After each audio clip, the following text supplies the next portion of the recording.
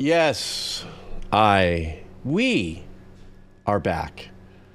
And it's been about 3 weeks, a little over 3 weeks, that I took a little bit of a chill out. I just spent the last 20 minutes making the rest of the chat here snoring with my my prologue because my post log didn't go down the toilet. No, I'm kidding. You see, we're going to start with some really bad jokes here. It's good to be back. I'm really excited to listen to some music. We're just doing Wheel of Cheese today.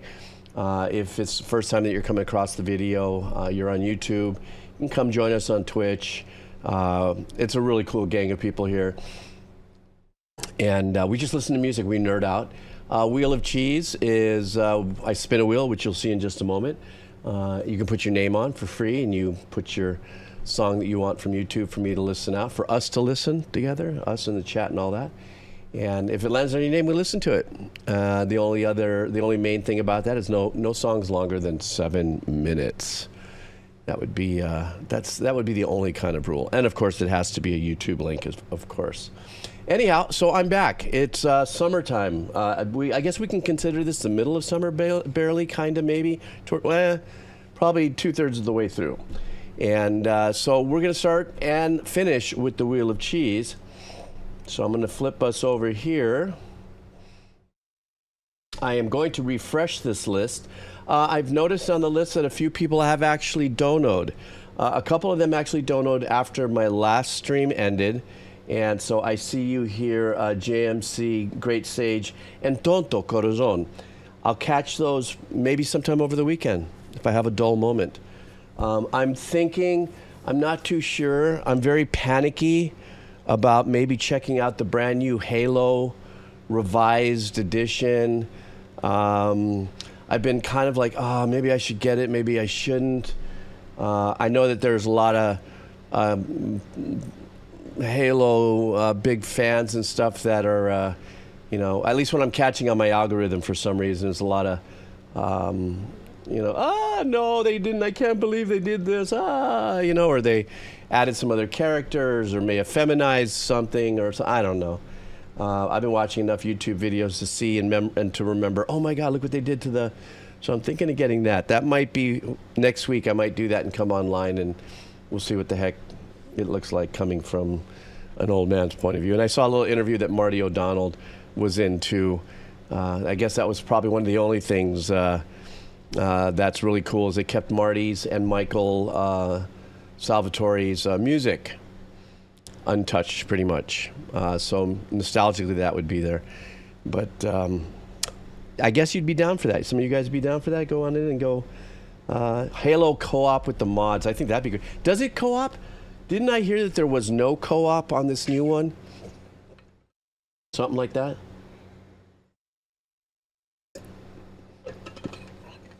So, Anyhow, Q-wop. You can tell Snake is getting ready for beddy time. It is, with the jokes and stuff. Okay, so here we go. Let's listen to music. Let me refresh my list here, and I'm excited for this. I really, really am. Let me get back into the saddle here. All right, let me populate our cheese. Ooh, what just happened here? Something just happened here. What just happened when I hit this? Oh, geez. I hit the wrong button. That's because I have the wrong thing highlighted. Already starting with it. Me and my mistakes. Okay, now we populate. Oh, Jesus. Hang on.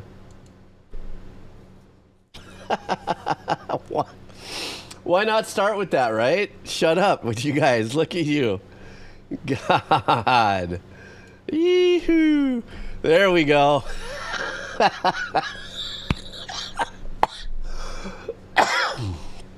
Yeah, we're back. I guess we just got to start with that.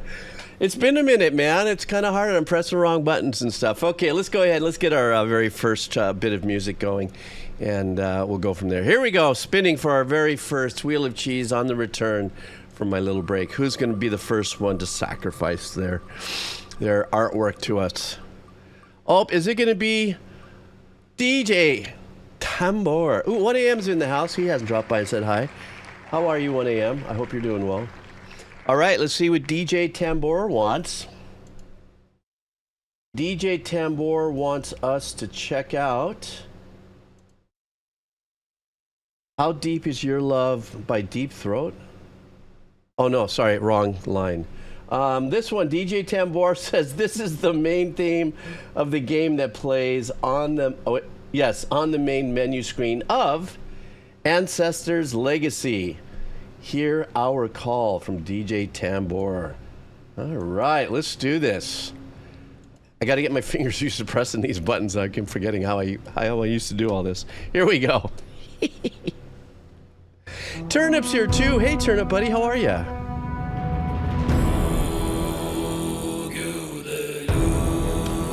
Ooh, sounds like they took a page from the Who, H.U., that Mongolian band.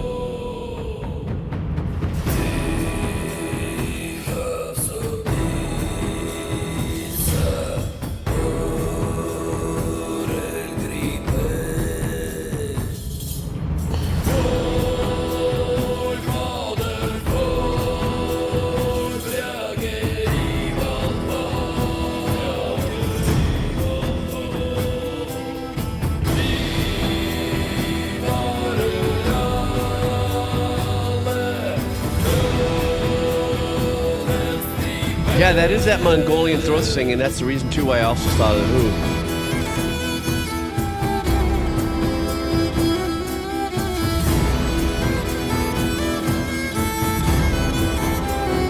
Maybe there's something inside that, because, I mean, this looks more Viking just in the image. This music has a Mongolian vibe to it.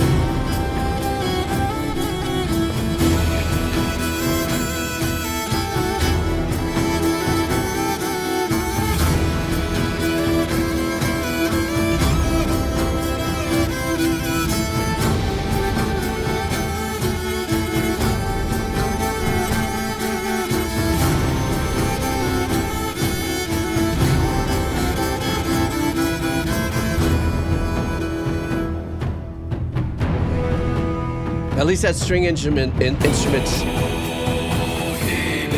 sounded raw and live and or organically recorded. It might all, as a matter of fact, with the percussion too.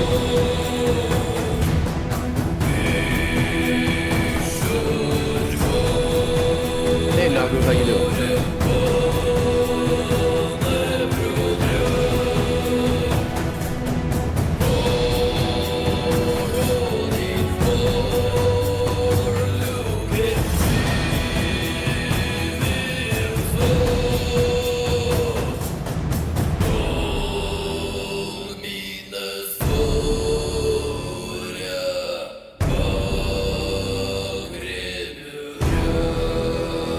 That's pretty cool with the throat singing. So the one thing for me when I was listening to this is that I think we all kind of chimed right in. For myself, I automatically went to that metal band, The Who, which just spelled H-U. And we all know, those of you who already know, you know who I'm talking about. If you don't know, there's this really wonderful band out of Mongolia. They're considered heavy metal. And even the instruments are cultural, but they tricked them out to look, more darker and metally, a lot more kind of stuff. Very authentic, and there's, is it Tuvan? The Tuvan throat singing, or Tuvian, or something I can't quite recall. But I identify that with the Mongolian, culture and that storytelling. I don't know that throat, that type of throat singing is in other cultural musical palettes, if I'm saying that correctly. So the only reason I brought that up, like I said earlier, it just looks like the game in of itself is a Viking game. And so I thought that to be kind of a unique, I get what they're going for, but the Mongolian is over here and the Vikings are over here. So it was a very unique blend and call to action.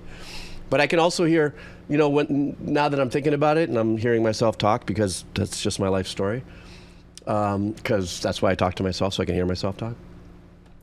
It reminds me a little bit of that one band too that we've listened to a few times that I always get strikes on or video blocks. in I think it's a Norwegian band that has a lot of Wenderlung or something of that nature. Very cultural. It was a very, very cool track. That's what I'm saying. Thank you so much. Mahalo for that, DJ Tambour. And by the way, I hope you're doing well. How you been? More cheese, please. Let me refresh. Hilung, that's it. Thank you, Rotten Soundgarden. And how you been now? How's everything down there, Soundgarden, in Australia? Okay, here we go. Let's refresh.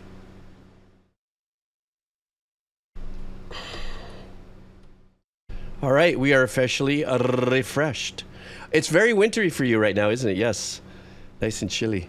Okay, here we go. We spin.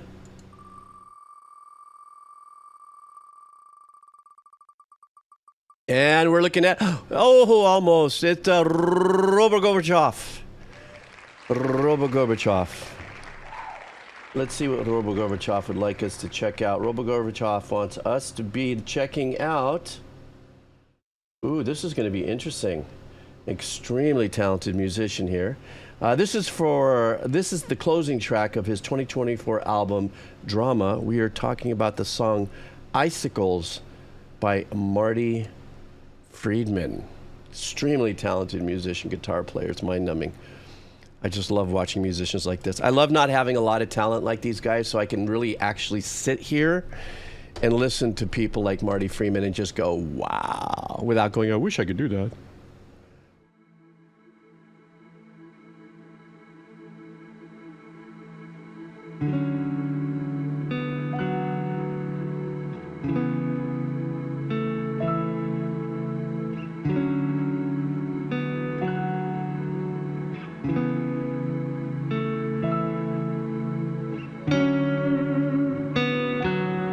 Very tasty.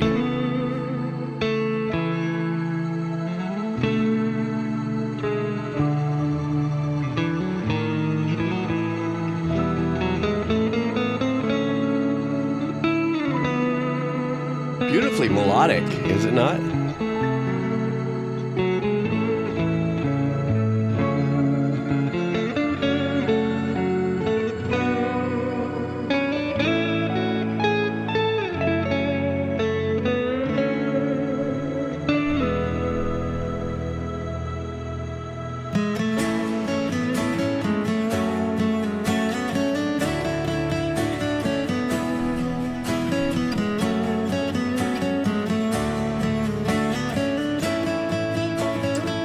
God, I love this.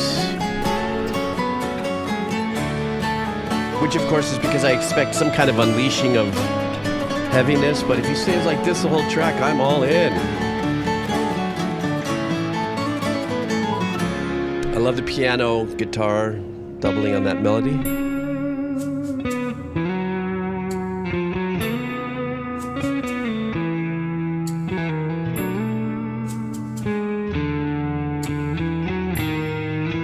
That one note.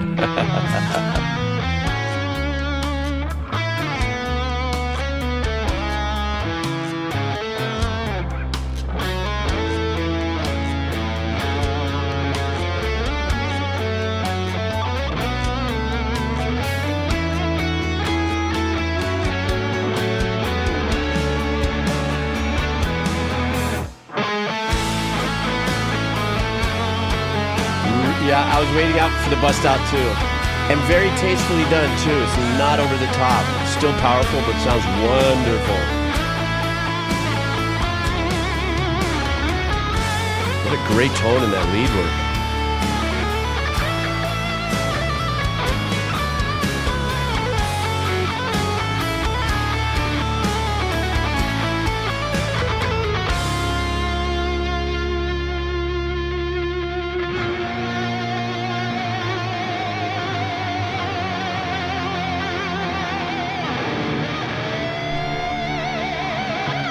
Can't go any lower.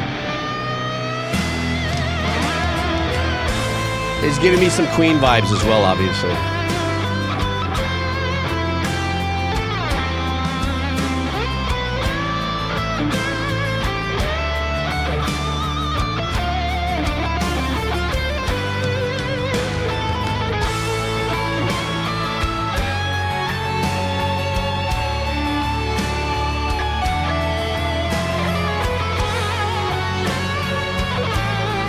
So well arranged with the piano work here.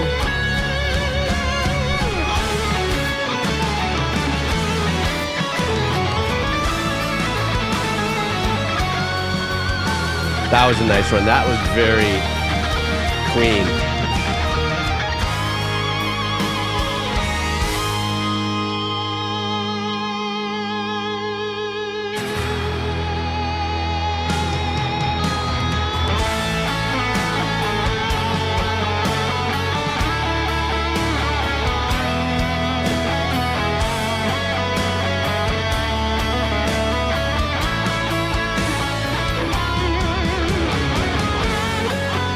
Great melody.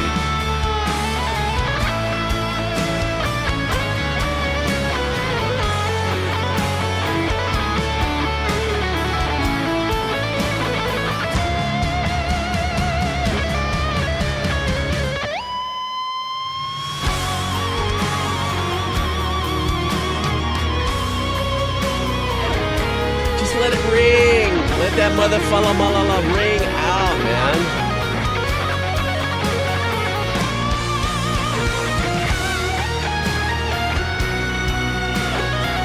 Love that a lot of the lead work is being doubled by the string synth lines.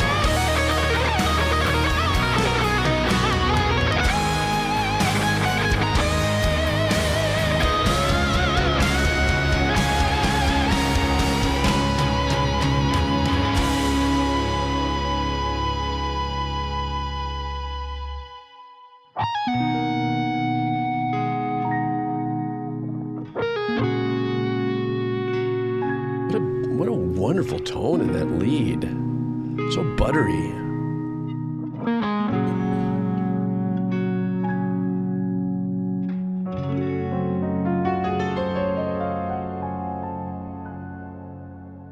Oi. What a beautiful track, man. I was, when he came across, I was really, we were expecting some really powerful movements and some of the people's elbow coming in, and this was just an absolutely beautiful melodic piece.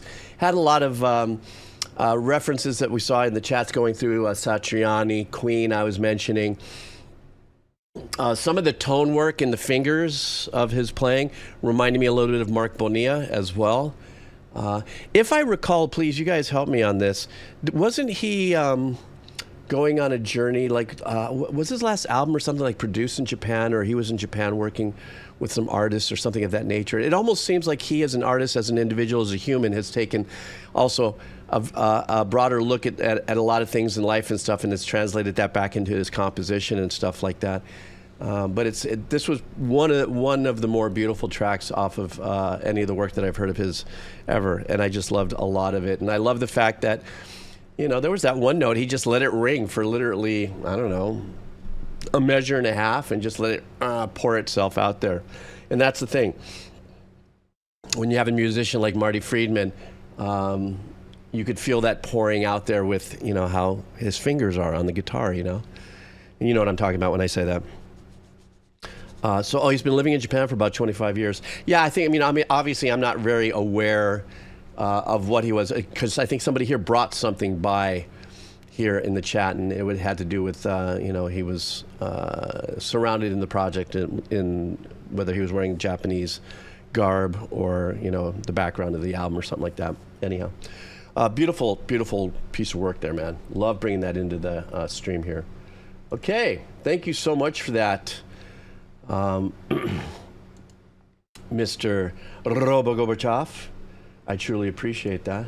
It's good to see you here. Did I see Makuzia's name pop up? Makuzia, how are you? Okay. Let's see what we got here.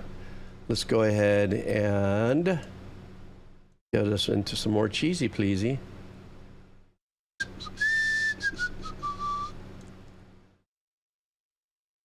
All right.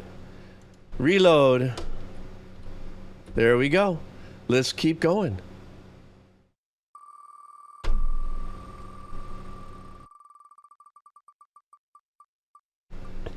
Gummy Bear Chewy, it looks like. Almost, Lisa. Gummy Bear Chewy in the house. Welcome, Gummy Bear Chewy. If you're still here, say how's it. Before I start, officially, we talked about this just briefly before I started recording this. But if you are here for the first time, I'm going to be doing something new. Please join my Discord.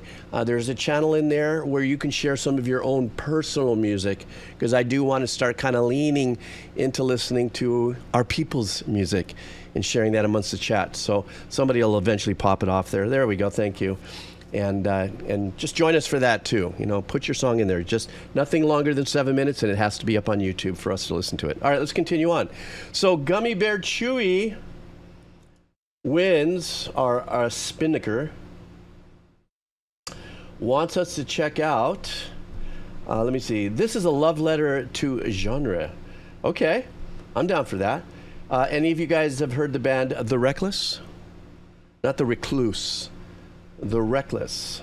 And the name of this song is Home. This is coming in from Gummy Bear Chewy. Let's go. Thanks, Gummy.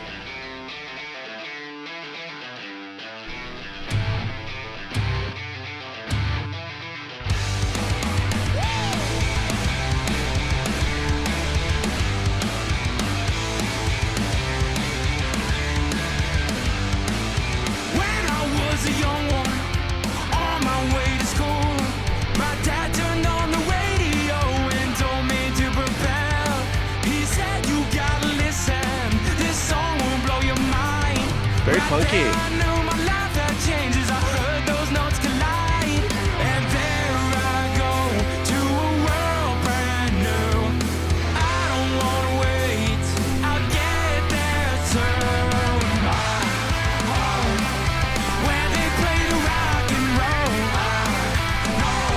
Super surf punky is what I'm saying.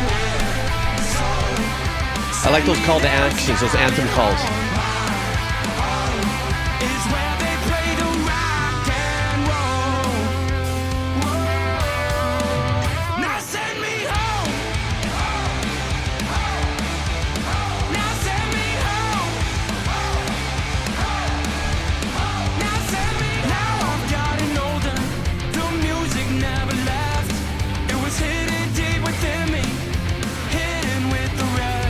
God, I like the SoCal surf punk chug of the guitar.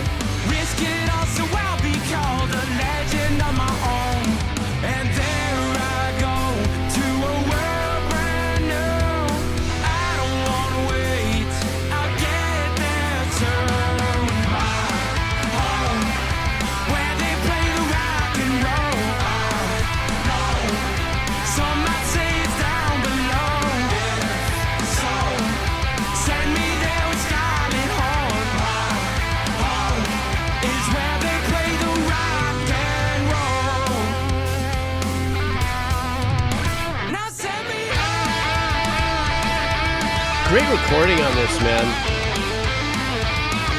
Staying super authentic to the rhythm work, having that fat stereo, everything lead and up the middle.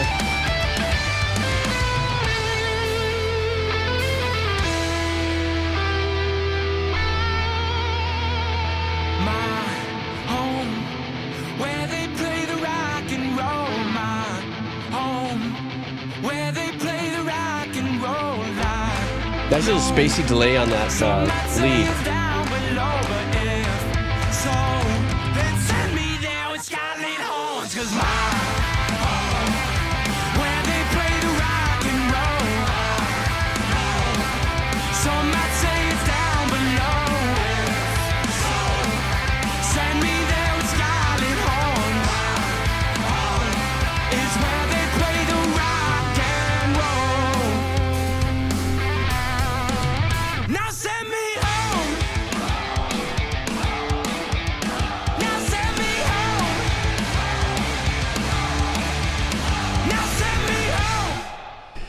So in discerning the difference between garage band, not garage band like the software, but punk garage sound versus punk SoCal sound, I kind of in my mind, when I saw Lisa pop that in there, I was trying in my head, trying to like, what would be more of the garage band tone in that?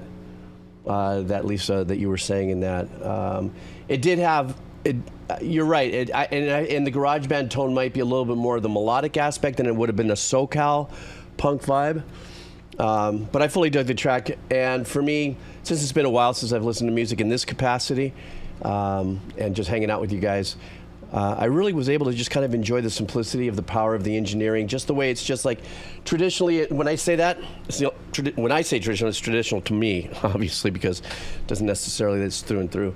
But a lot of times when you're recording bands like this, the authenticity in the recording for me is when you really dedicate that the rhythm work of the guitar. It could be patterns, it could be picking, it could be chugs. When they decide to go hard left, right with it, it's just pure that. There's sometimes I like listening to the way this mix was, meaning there weren't things that were just happening here and just happening here. Really nice doubling through the whole thing. And the lead work down the middle was super tasteful, but pulled back just enough so it wasn't intruding over the mix and everything. And so I really dug the track. Like I said earlier, I like that anthem-y call and answer. Wow! Wow! Wow! My memory cells still work for me. So Lisa, you're talking, leaning a little bit more on it has to do with drum patterns. Okay, I still have much to learn.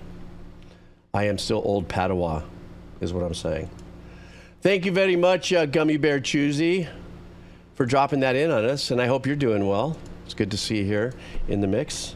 Okay, more cheese. Okay, cheese has been adjusted. You guys ready? Hey, actor, how are you? And Petrichoir, too. Okay, here we go.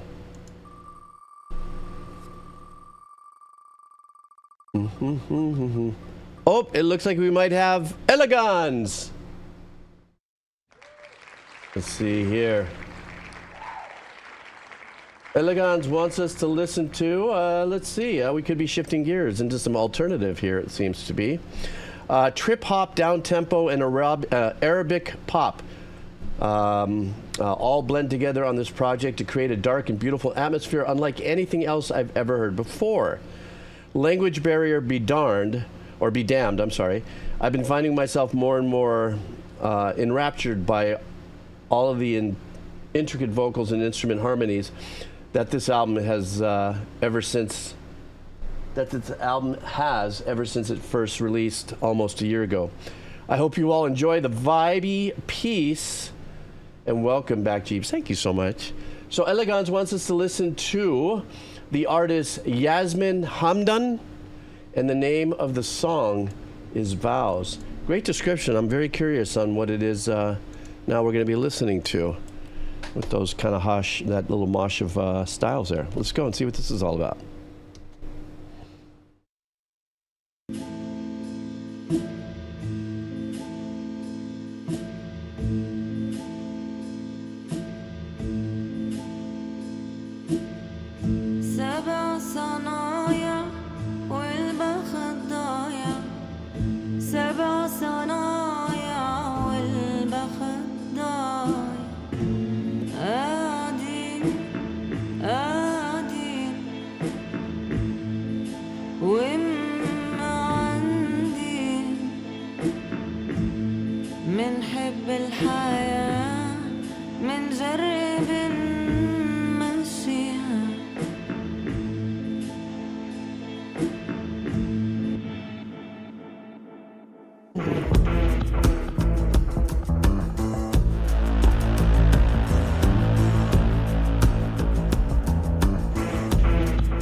This is cool.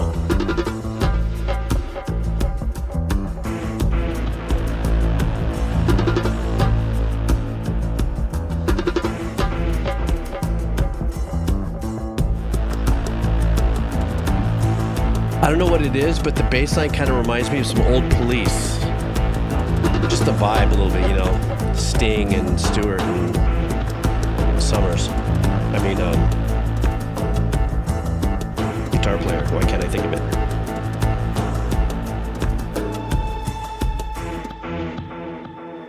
How you doing, DR?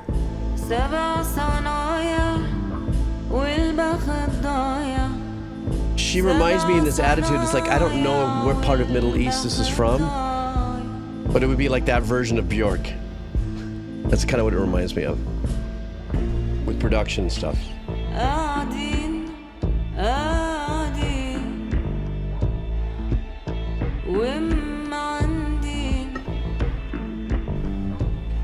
منحب الحياة منجرب نمشيها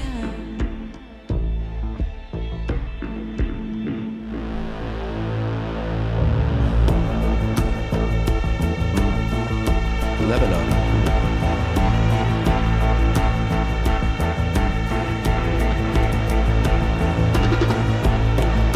I think there's a little dual thing happening there with the bass. We have live, we have a live bass, it sounds like, but there is something going on in the eighths.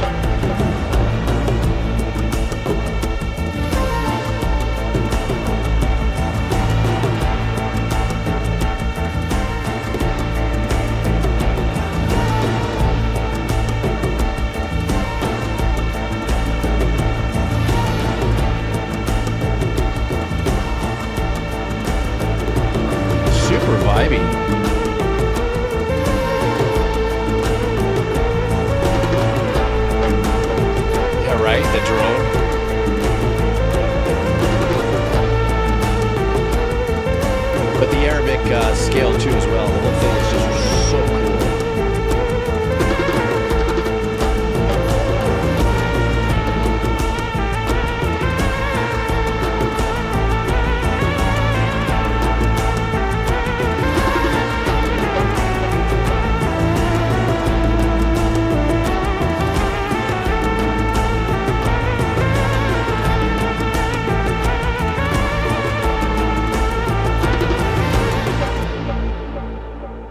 Elegance, what a kick-ass track, and what a great description you gave us for checking this out. And what's wonderful about what you said is also, when you said "damned be the fact that you couldn't understand, what she's saying." One of the beauty, and I've said this before, one of the beautiful things about you're listening to a song, you don't quite know what it is, but there's cultural identification in the melody. Or because their language has different enunciations, can't fucking talk, enunciations that we have. So a lot of the tones and how they structure syllables or vowels or anything like that adds very uniquely to the tone of the melody as well. And this was one of those.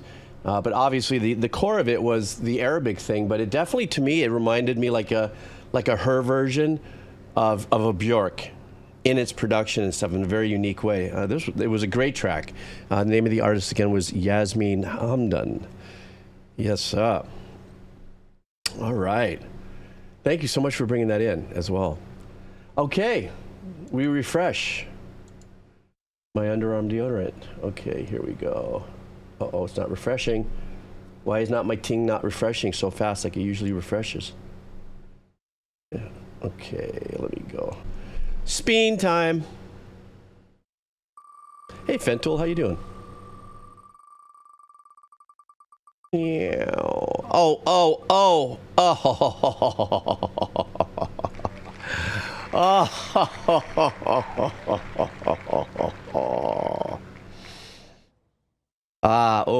Here we go. Look who's all leaving in here. All the mods coming through.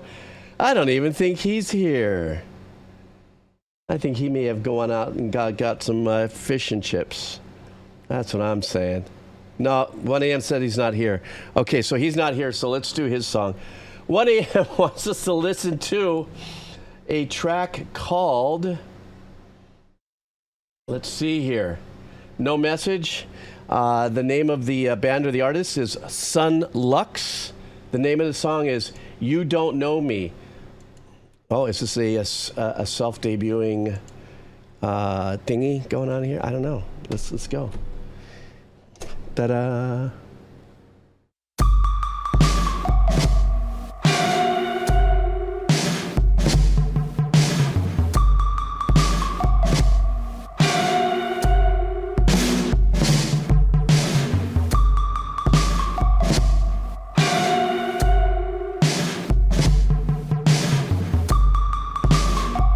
Very quirky.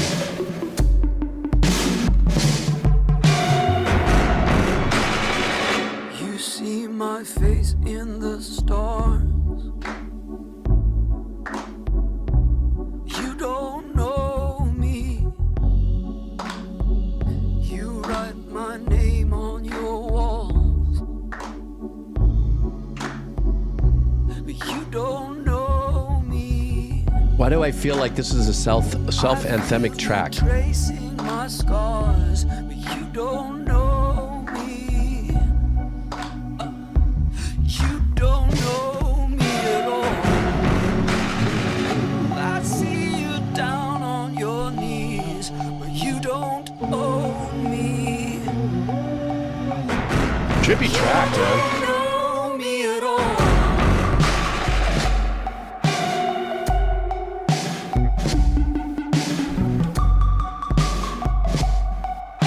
Super abstract choice of instruments.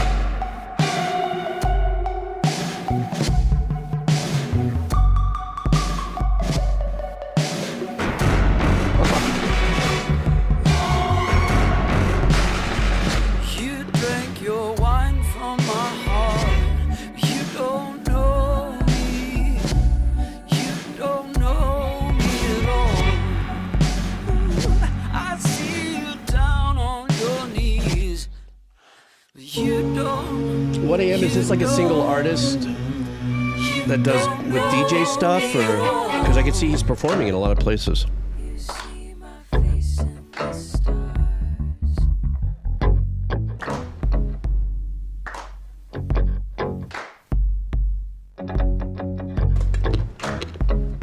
You write my name on the walls.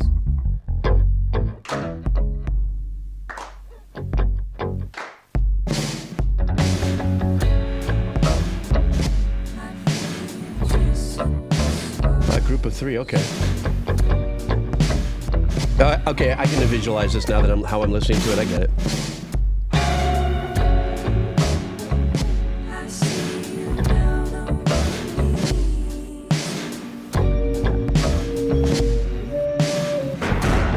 You don't know me at all.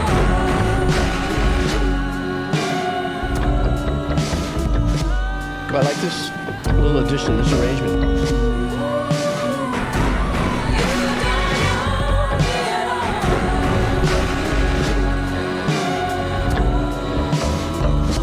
This would make a great soundtrack for a movie, yeah?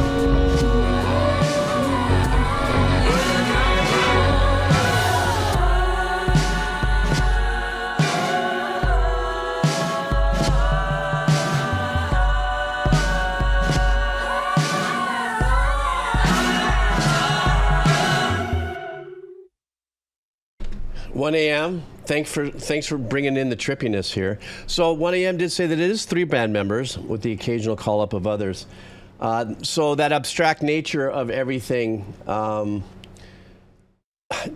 it was very uniquely disjointed. Definitely wasn't into a click track and stuff. It felt very, regardless of it sounding super techy, because it was. It's as if they performed it in a single pass and recording. A little bit of weird, odd little flex in time and things that were happening, and the laid back kind of pseudo triplet kind of vibe of things going on there. That whole fried drum kit thing.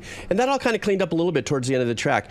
What was slick for me was with that weird, unique choice of tones of this track that they used, the instrumentation, if you would. The background vocals and all that stuff in the back was very well arranged and written.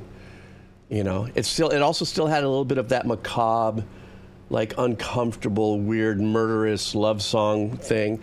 Like in my mind, I was in my mind thinking of who's the girl that plays Wednesday in the movie?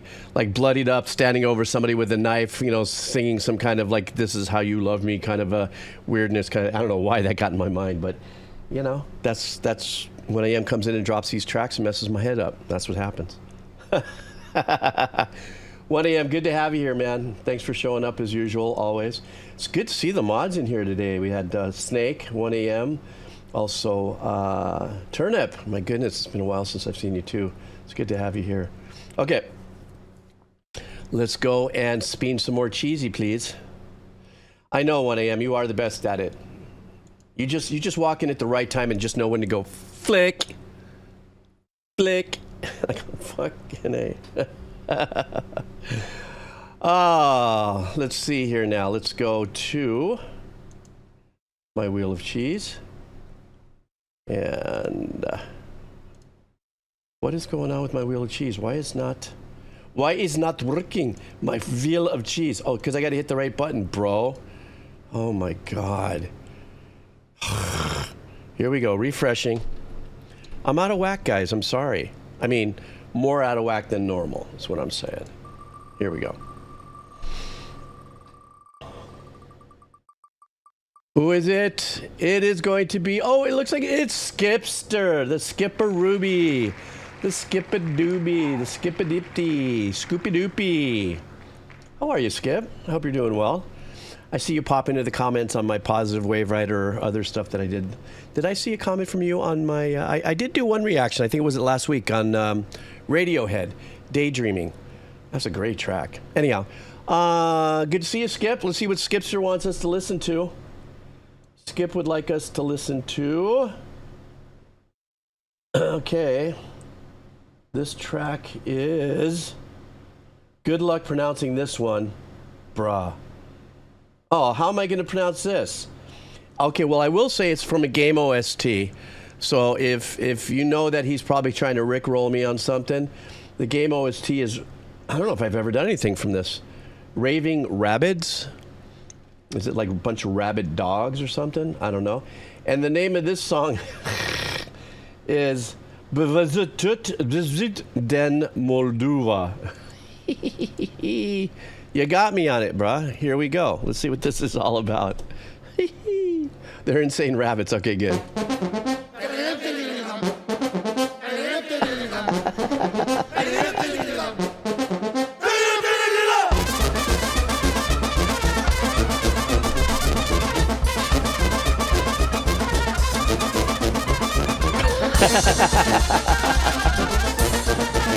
It's really actually super cool, very well arranged.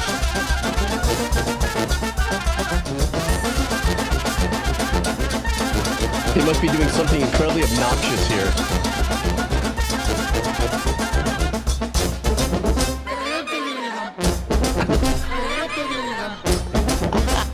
Brilliant!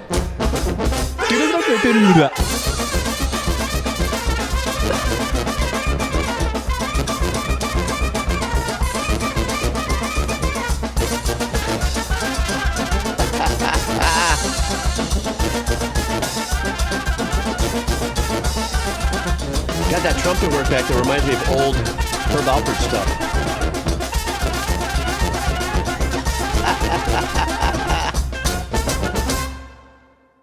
Okay, as Rick Rolly-ish as that is, first of all, so apparently it's rabid rabbits, crazy rabbits that, who was it that just dropped in, I think it was Judgment, that said this whole game is a bunch of crazy rabbits stealing shit from people and not getting caught trying to build a trash tower to the moon.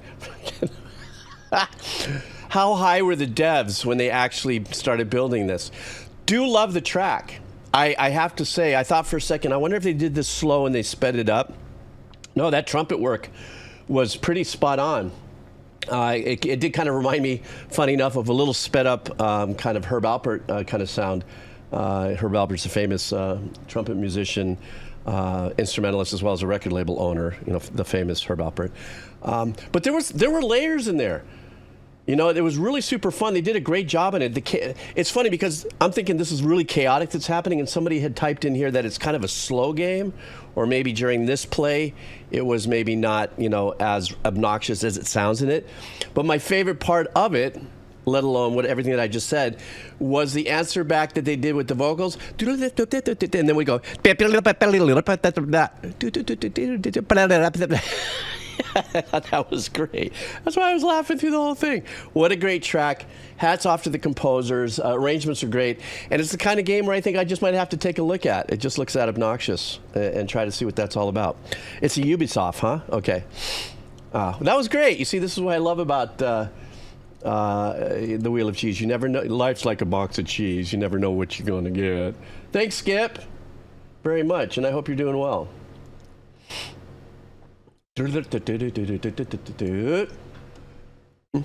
Okay, let's get our Wheel of Cheese back in. And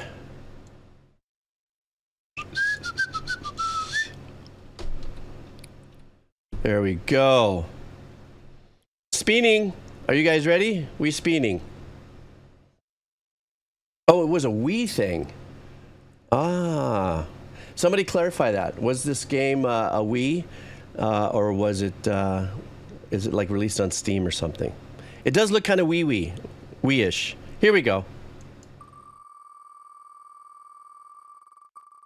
Turnip was right. It was a Wii game. Okay, it looks like we're going to be listening to Will It Be? It is going to stop on... Oh, Lisa, we were right there. We were right there. But it doesn't matter because it's for Silent Tori. Silent Zori, how are you? Let's see if Silent Zori is in the house here. Be nice if not. While I'm looking up Silent Tori's name, don't forget I will be out exporting this to my YouTube channel when I do that. So somebody will fling the YouTube channel up there. If it's your first time, join that and you get to watch this if you missed any of your stuff on the YouTube. All right, Silent Zori wants us to check out. Okay, he says here it's Shibuka Ke style music inspired by 1960s pop and jazz. Did I say that right? Shibuya Ke. There we go. The name of the artist or the band is called Symbols. And the name of the song is Highway Star Speed Star. Let's go.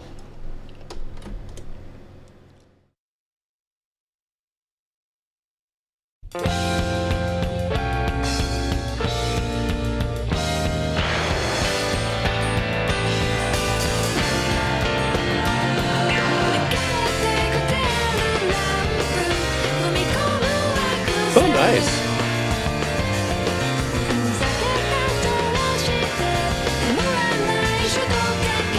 This is badass.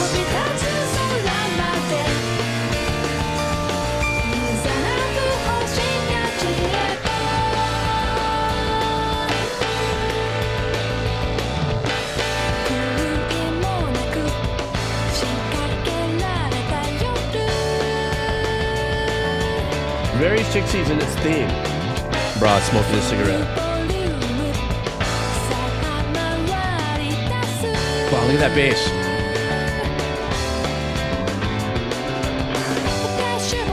It does have that, doesn't it, Toasted Waffle?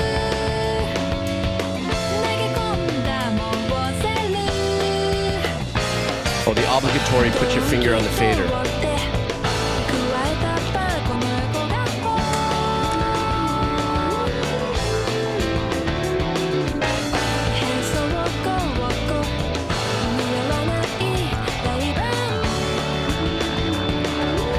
So anime theme song, you're right.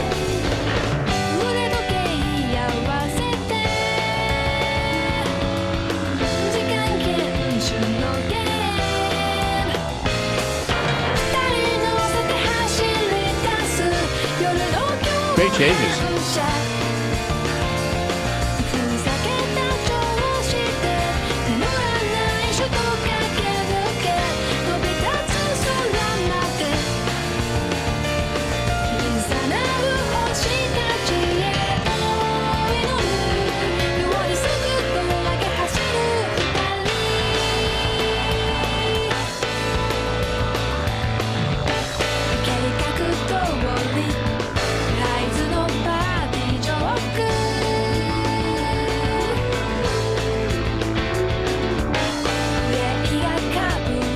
Baseline is just laying right into the tonic.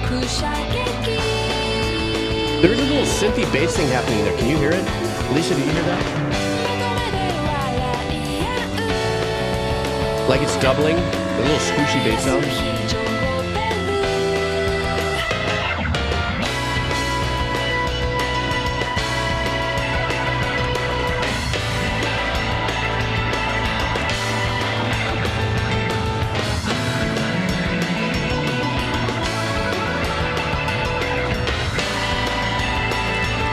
See, I even went there. I knew that was going to come in the end of that solo.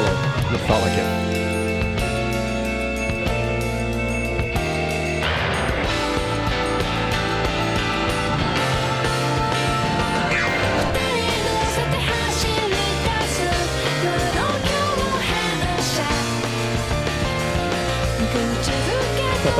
Like that.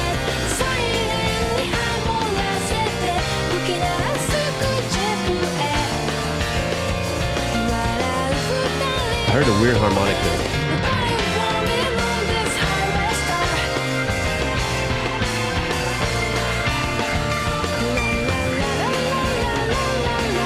Oh, that's a good. Yeah, that's a good point, Lisa. Could have that octave.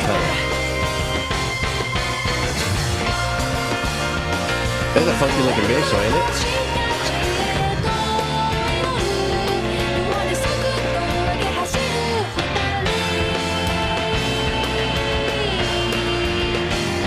Can you hear though? It's like it was holding out long.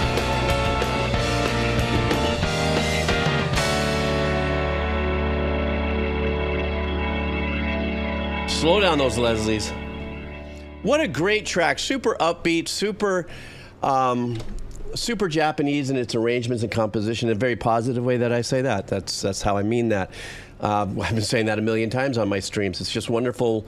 Their approach to writing music is to fit in as much joy as possible, with a lot of chord changes and stuff. I think it would be something to find if I could find like a band, it could be pop, rock, metal, I don't care, what artist from Japan that has maybe a much less of a chordal journey in the songwriting.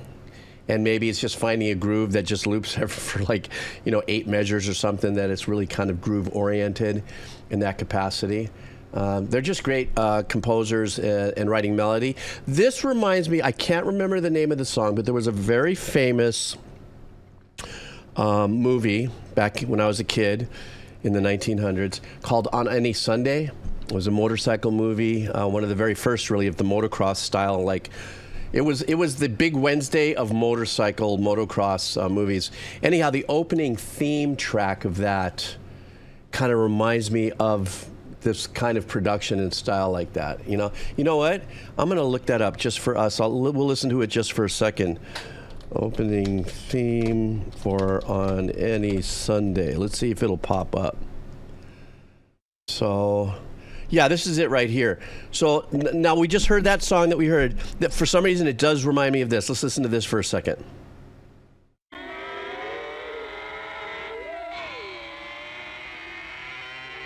Not that. That's just the kids having a great time.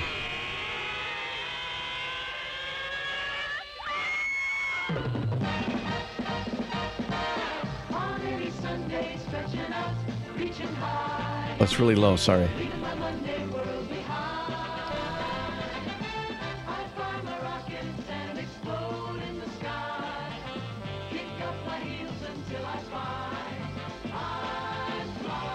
It has just the same kind of production.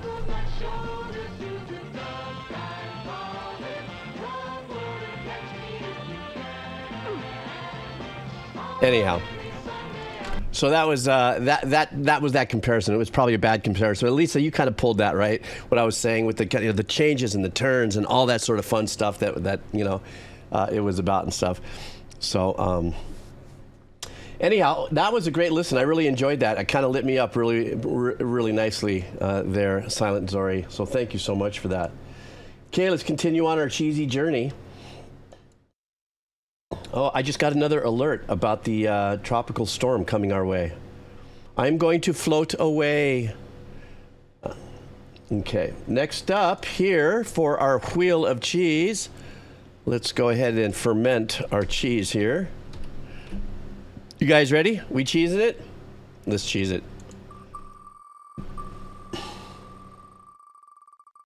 And it is going to be, could it be our buddy Makuzia? Hey, Brexter. Thank you for the resubs. Good to see you here. Makuzia! Look at you. Let's see if Makuzia is still in the house here. There he is. Makuzia would like us to listen to...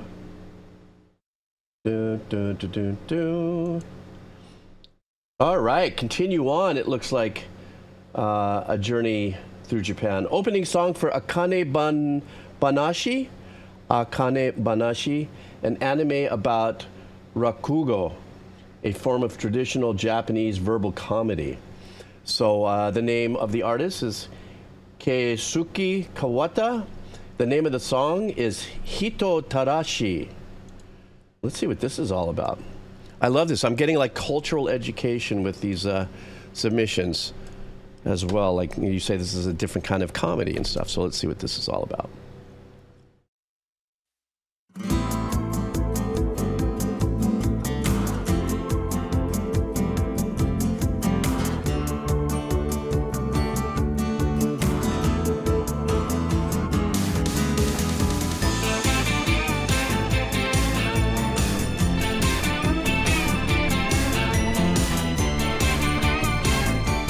God, the chord turns around reminds me of at least a dozen different kind of fun tracks.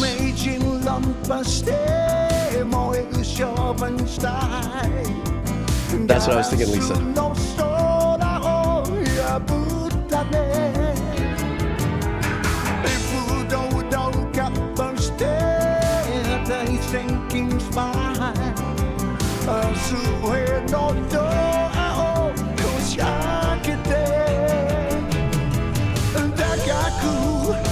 Yeah, he's got a great smokiness to his tone, doesn't he, in his voice?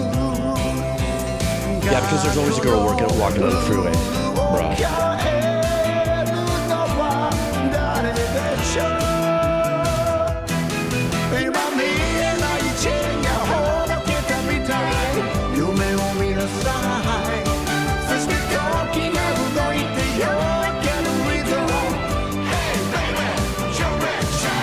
I like that one single violin arrangement there. Very musical.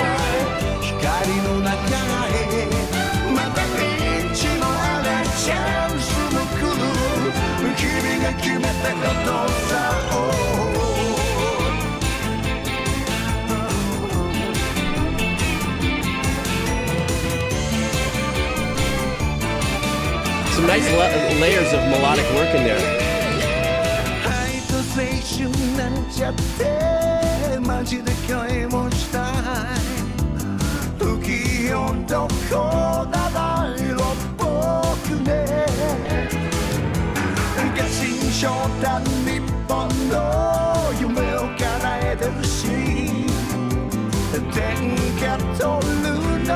Little soft pad back there.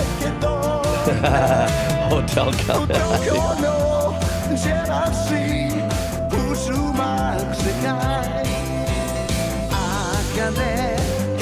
Nice emphasis on the acoustic guitar in the mix.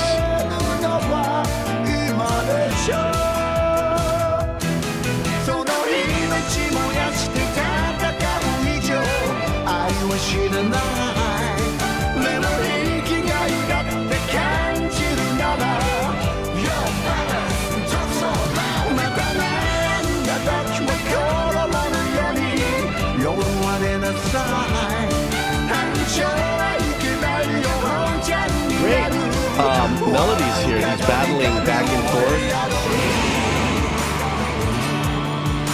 Doesn't he also have a little bit of that 80s metal kind of vibrato?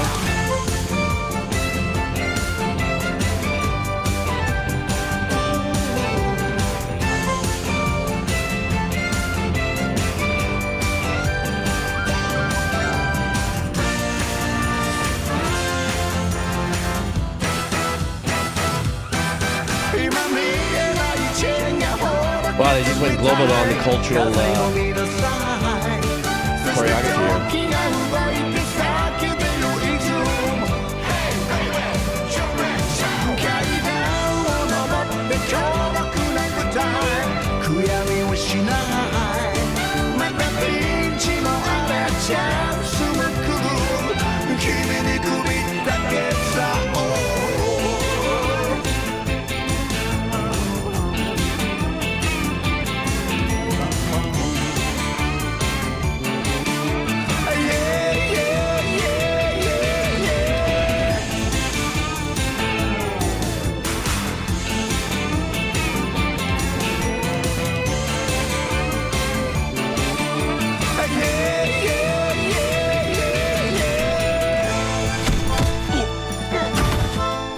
think it had to do with a comedy show or something. Maybe this is that part of it.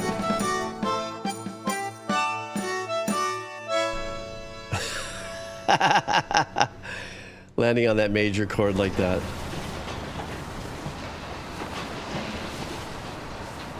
Tell you what, man, whatever production this was, they had some buckets and some ducats to close out the highway for shooting a video, that's for sure. Yeah, so I think the lean on this was that it was from a comedy show or something. So maybe that individual was probably the lead player, maybe in the comedy show or something. Love the track. One of the things that was super stand out for me, the violin work was very melodic. It wasn't over the top, but I also liked how they allowed or gave the violin the harmony choice that you'd hear a little left, right in there, and typically you don't get a lot of that in there. So the lean on the violin melodically was really nice, and also what the violin was playing over the hook. So we had two different types of hooks that we can kind of grind into our head. And then finally, the last thing, somebody did mention something about the Casio drums. And yeah, it definitely sounded like those were programmed. There's no two ways about that. Real just straight and cheesy. For me, it wasn't a big takeaway, but I do understand how that would have been obviously a lot fuller if they've matched all the rest of the organic composition and arrangements that was there. And then the guy who's singing the lead, maybe he's the character in the comedy show or something, but I like the voice when they have those over-pushed kind of vibrato.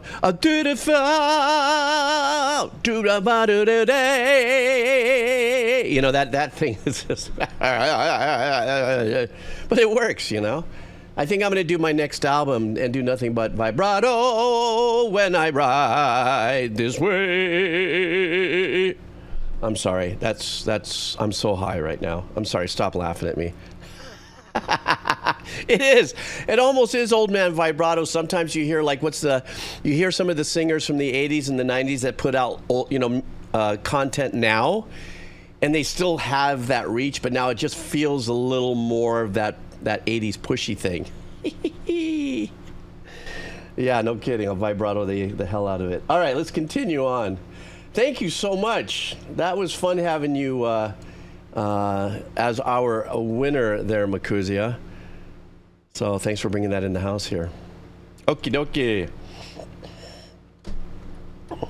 Refresh list. Let's go. I think we had somebody new drop in asking about the list. Let me just scroll up here for a second. Who did we have that was new that dropped in here? Let me see. Jacko Kuru or something. How are you? Thank you for coming in. First time chat. It looks like they showed you where the form was, so go ahead. The only rule is nothing more than 7 minutes or it's an automatic punt. Here we go.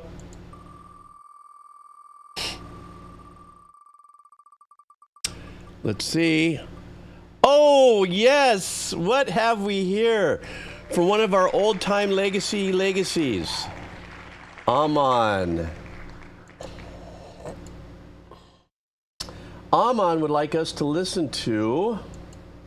Well, this sounds like it's going to be very unique, because Ammon has a very, very creative listening palette of music here. This is simply a tasty little jazz session over a D minor ninth chord, D-F-A-C-E, D-face.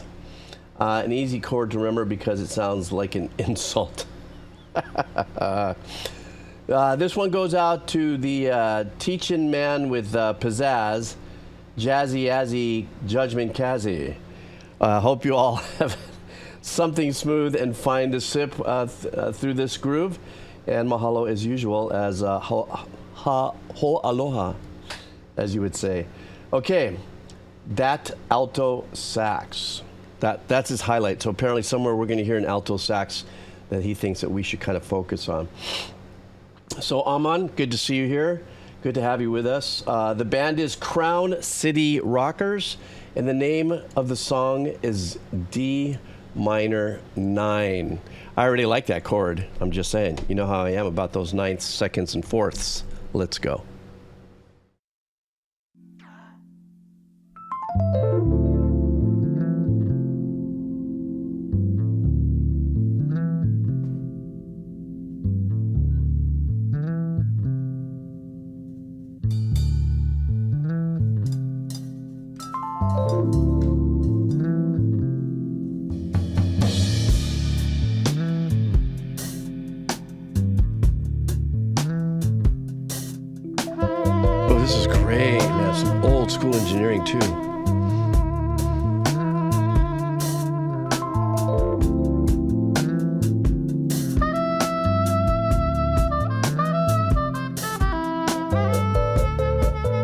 much 70 vibes, man.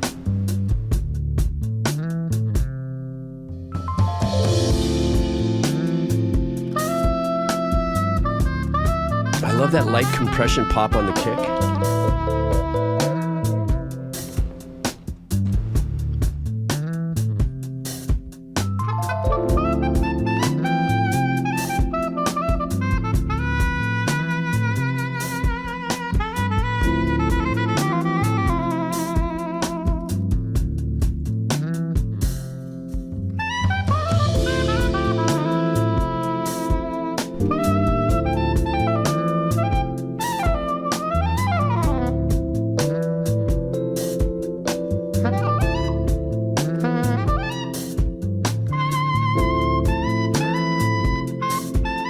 Wonderful to have a little glass of Johnny Blue Neat.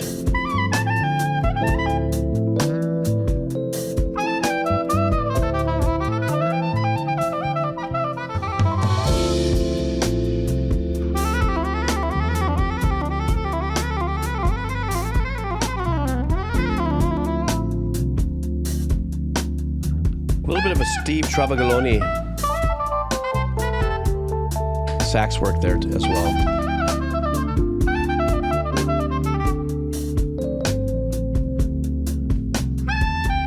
And that definitely sounds like an old Road Suitcase EP.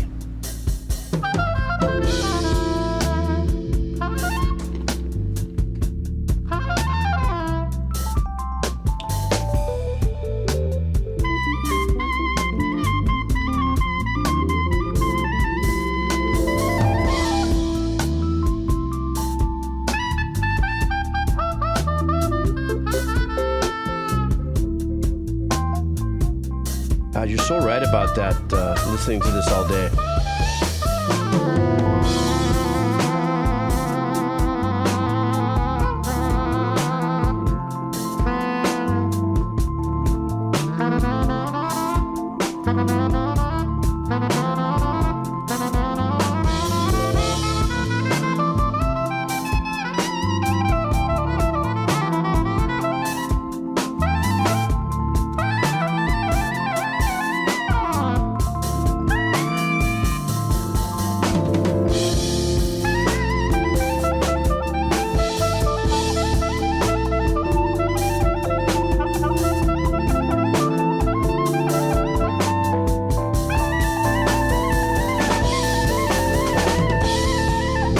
Keyboardist is doing there, making it a little interesting while keeping it in the same pocket.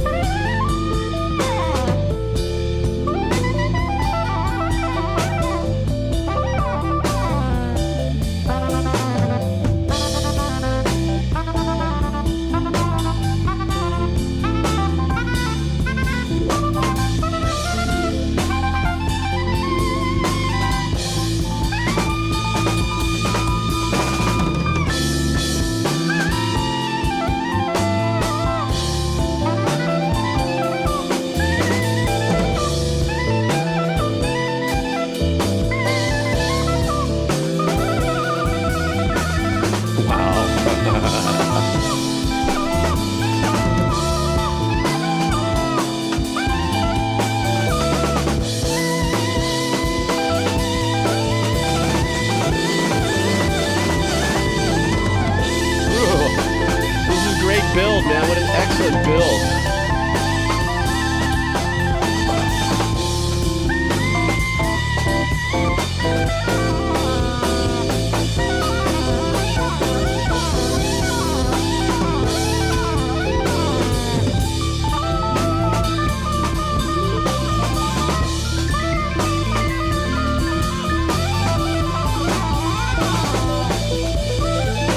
I'm really loving the tone of the drums too. I mean, engineering wise.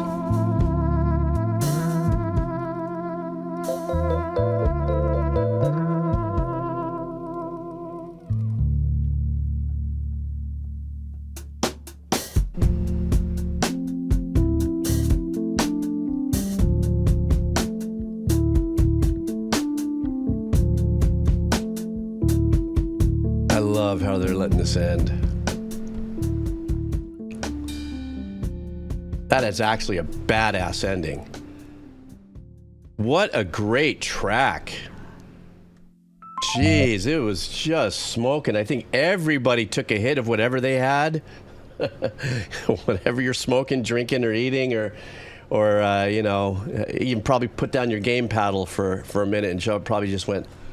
What that is the essence and the power of setting the groove and letting it roll. You know, but on top of it, though, that nice buttery, you know, bottom of marinating in that pattern and stuff like that was heavily. I was going to say heavily assaulted. No, because it was beautiful. Was heavily. I can't even put the words together. The saxophone player was just phenomenal and stunning. There was so much going on there under this. You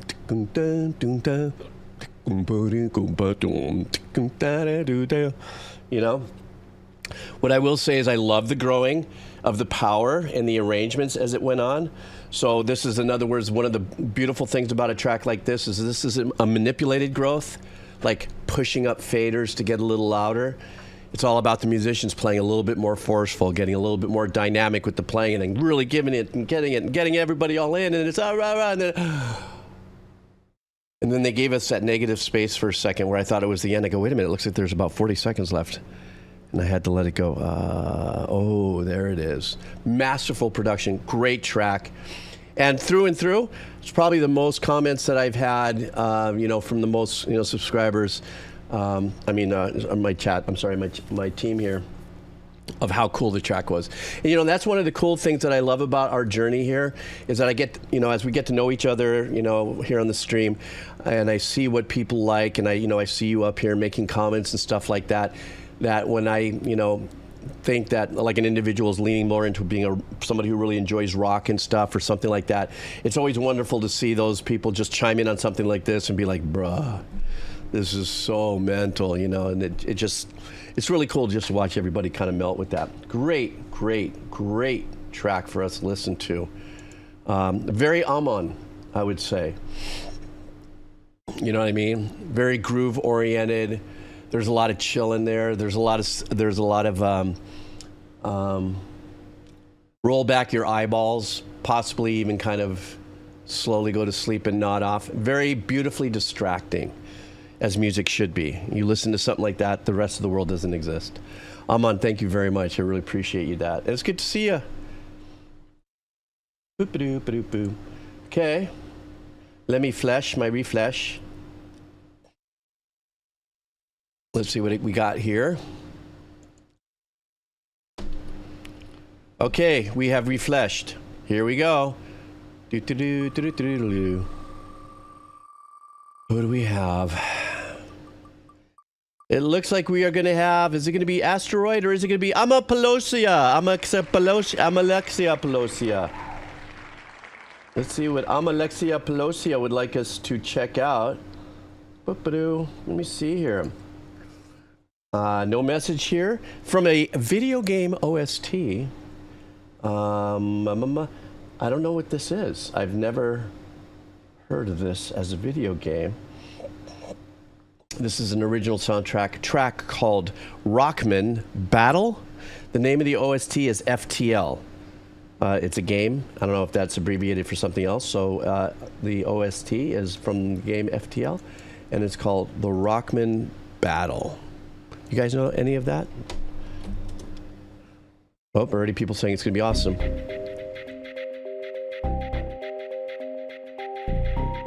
Oh, faster than light. Okay.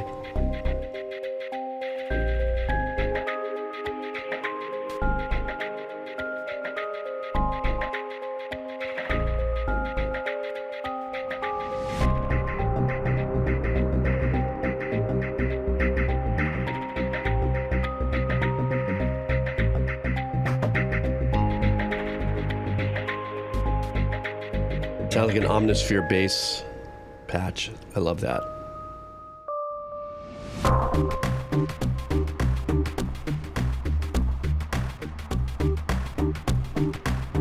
I love how that bass patch has a little bit of a stereo image to it.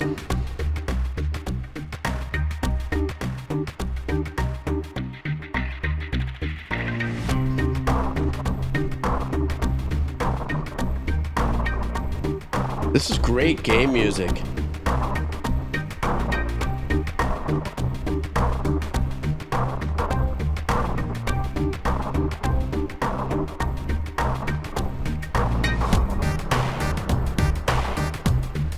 In the game, is this some kind of searching or finding things? That's what the motion of the music kind of makes me feel.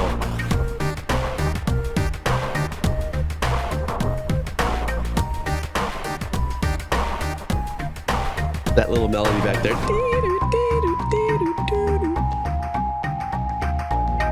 Oh, this is a combat section.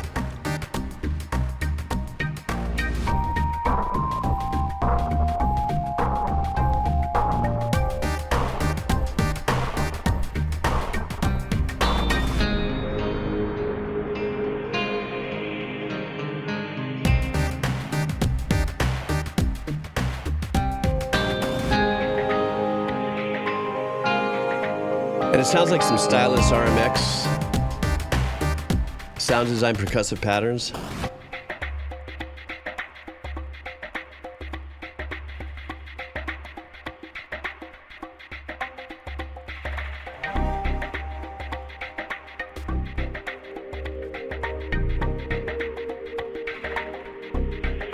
This is cool.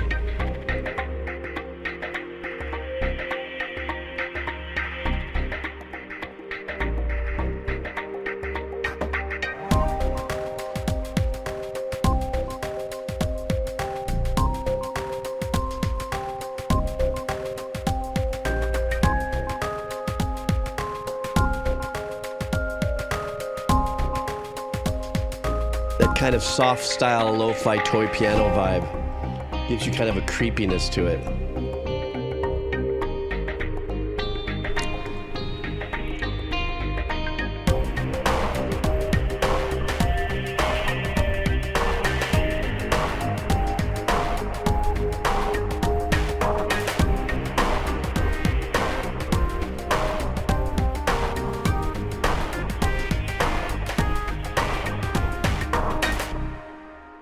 What a great track.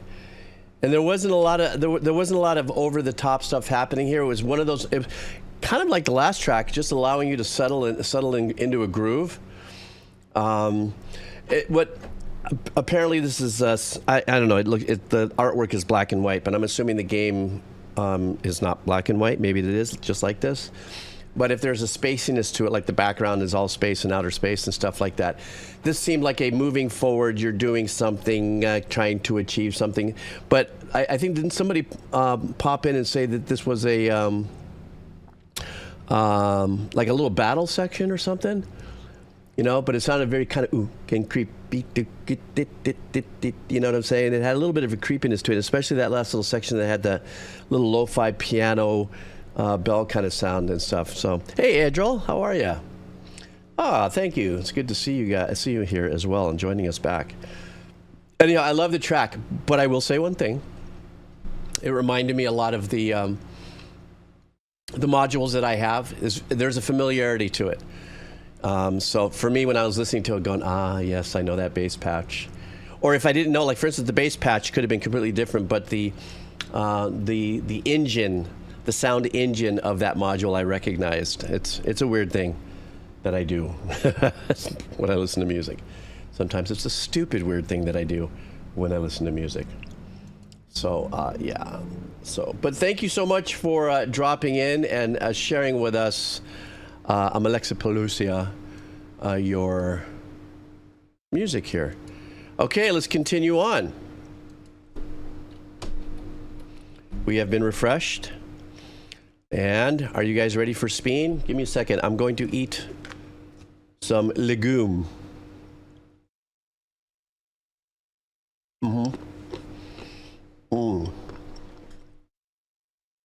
And my lower back's been a little sore. I've done more snorkeling in the last 2 weeks than I've had in the last year. Does a little something to your back every now and then. But I've seen some incredible. This one time, we were snorkeling out by an area on the North Shore, and out of nowhere, somebody had pulled my fin, one of my buddies, and he's frantically going, underwater. Of course, you do that to me underwater in Hawaii, I'm thinking tiger shark, right? No. I looked and I was like, what the bruh. Literally about 20 feet away from us, a seal was eating a moray eel. And like, as if we weren't there, he like looked at us while he was chomping on this eel. I'm like, yeah, let's just slowly move back. You know, we're watching a seal eat an eel in their habitat, and we're just floating around shitting in our pants. So, all right, let's spin. Let me just do this really quick. I want to make doubly sure. I know, right? Seal and an eel, you almost sound like you got to make a shirt out of it. All right, you guys ready? Let's spin. The seal made a meal out of the eel. Who's winning? Is it Lee? Lee, you have been waiting a long time for your moment here on the cheesy wheel.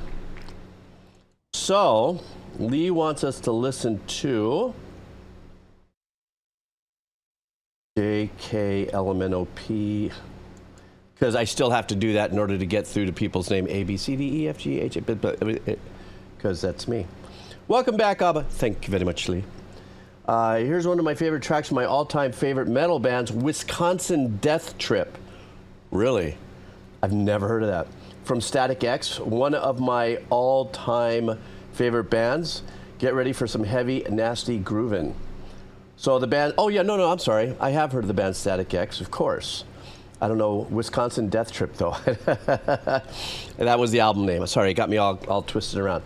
This is Static X. Lee's asking us to check out the song Stern. Is that what that says? My eyes are a little off. So this is Static X, and the song is Stern. Here we go. Stem, sorry. See? Thank you for the rescue. I hear crickets.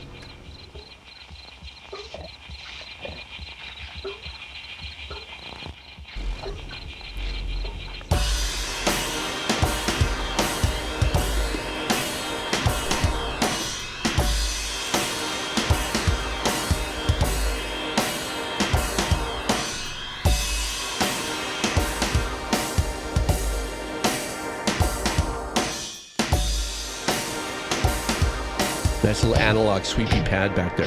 Stop!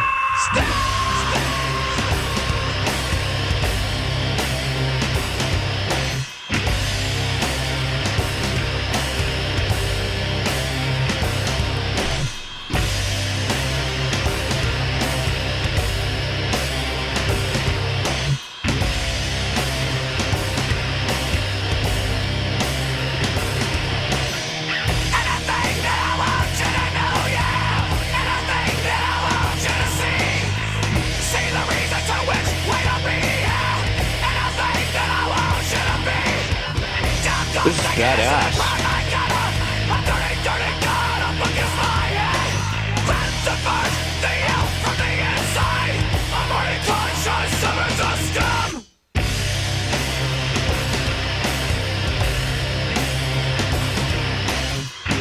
Wow, listen to that rattle, that tone of the bass.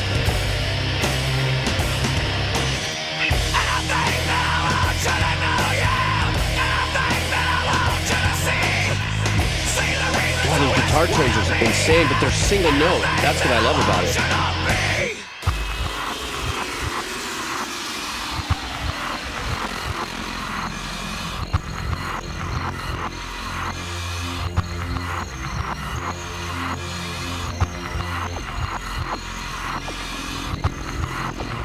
Lee, when did this album release? See, I love their... that use of that analog pad right there that's just kind of swooshed in there.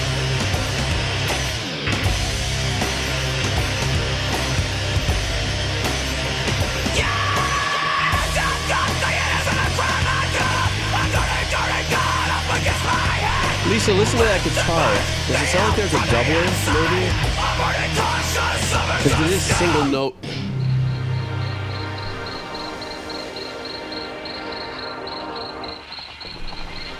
I love that. Great production. Well, apparently, was it the lead singer, Static? Somebody had the Foon, I think you had said. Was it the lead singer that passed away of the group when it was done? This was a great track for me. This also bringing home to me the fact that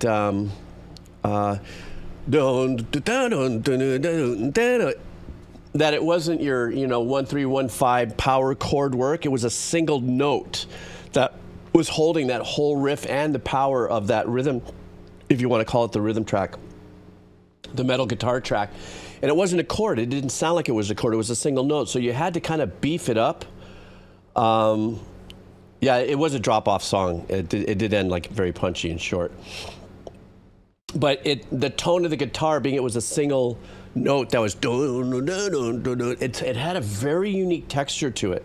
That's when I was asking Lisa if it was like some kind of, or is it two guitars and maybe there was some phase shifting that was going on. Maybe they each had a little bit of an effect on it that caused a very unique little vibe. The other thing that I super dug about it is for some reason integrated in this, and I don't know a lot about Static X and their discography and their journey, but having that analog synthy swelled pad that was back there in this track, really, it took it over the top for me for the Joy, the S tier Joy alignment, if you would. Punchy ass track.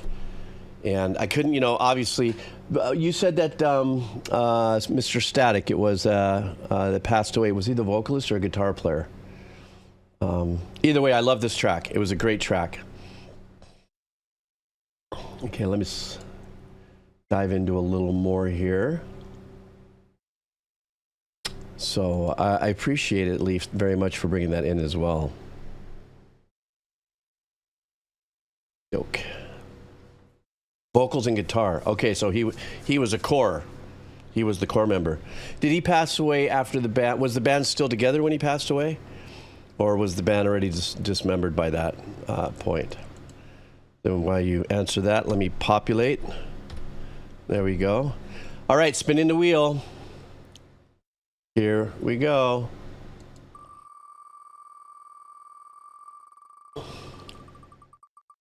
And it looks like it could be the Coupe, or is it Judgment? Oh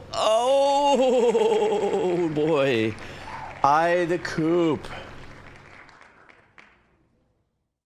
Oh, they had broken up a long while before that. Okay. Oh, due to addiction. Ugh. That drug thing is such a painful thing that many people go through in the music industry. All right, the Coupe wants to recoup his win here on the Wheel of Cheese. It looks like we're going to get a live performance here. A game that I've played a lot of music from, Genshin Impact. I'm back with a new battle theme since a new region called Sneznaya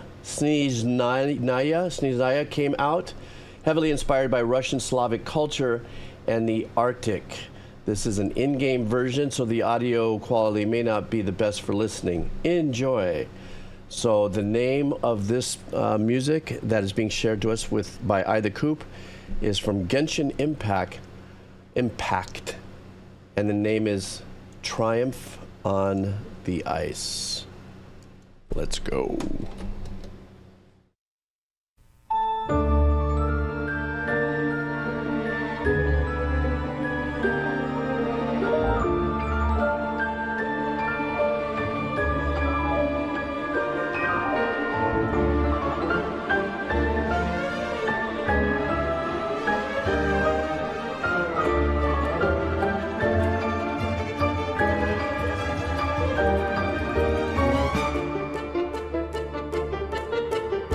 I wonder if that was part of the leitmotif.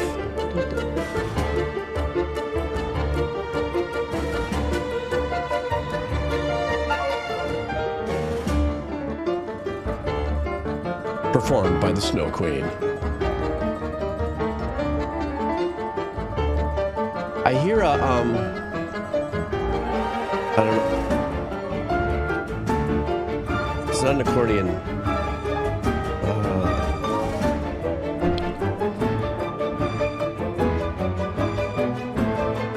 serious about the bassoons there. Let's go.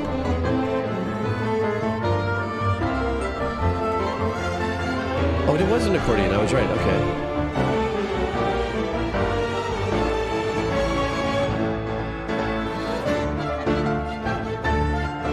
Yeah, you can definitely hear the Russian influence in here.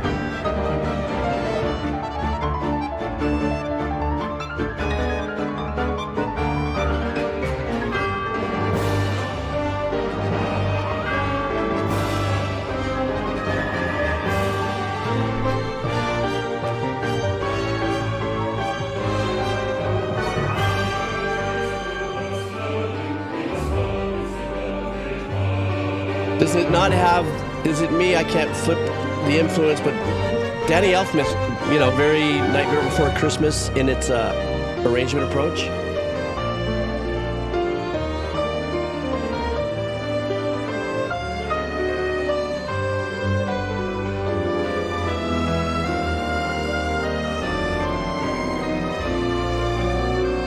I love the French horns back there.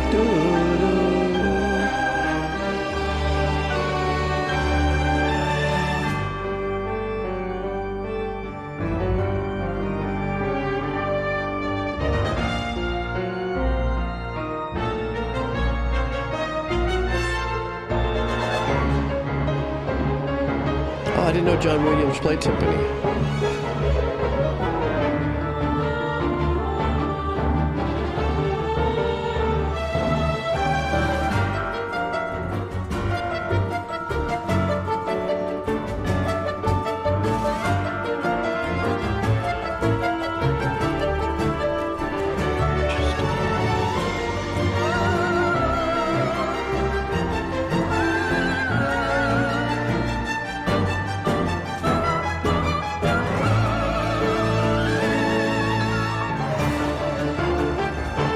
This is the bounciness it gives of the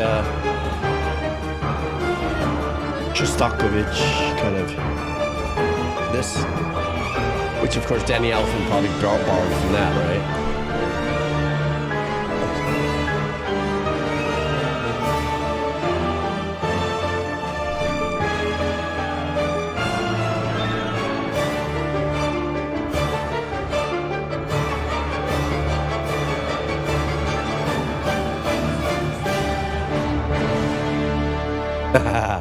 What a great track, man. And right, definitely had a lot of that Russian influence. As a matter of fact, didn't the last bit of text on there even came out in Russian? Was it me or something like that? Had a lot of that that essence of the Russian composition that has that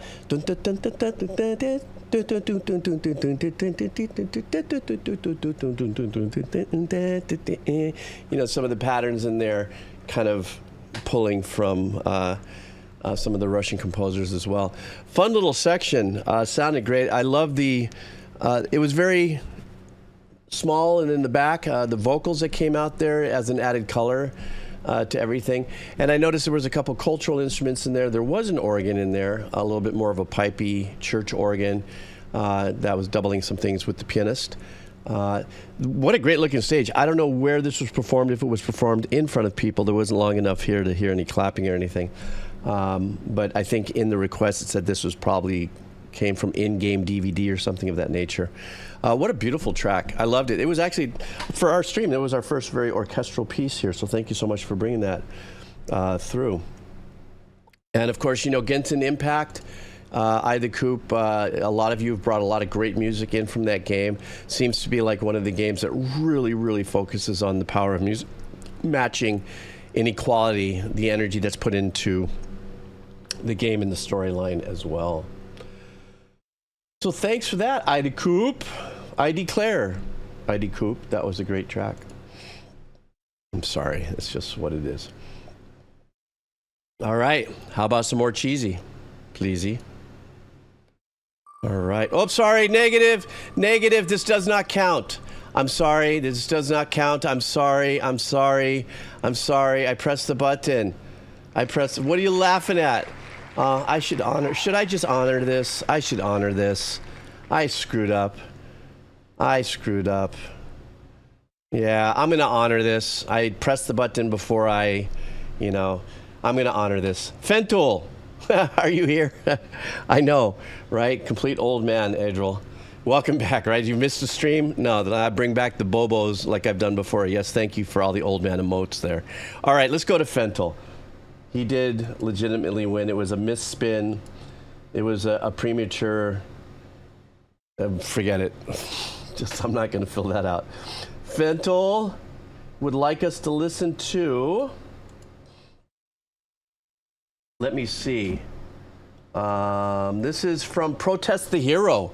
Ooh, Fentul is bringing us something very heavy.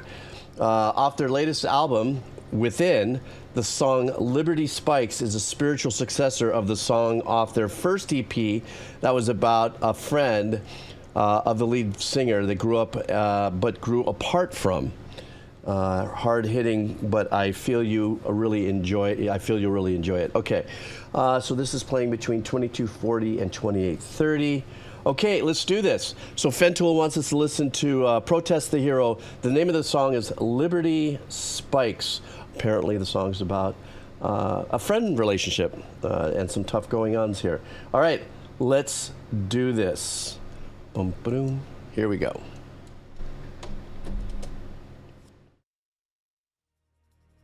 Oops. Nope, wait a second. I got to get it to the right time. Forgive me, because I suck. I mean, we could do a whole album review, but no. But there's some jamming opening for sure. It starts at, my bad, 22. Woo.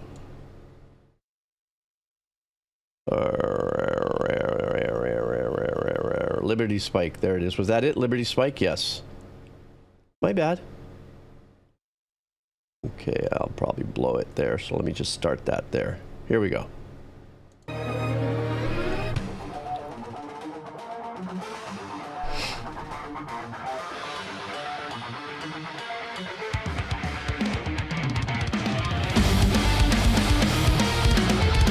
Jeez, already.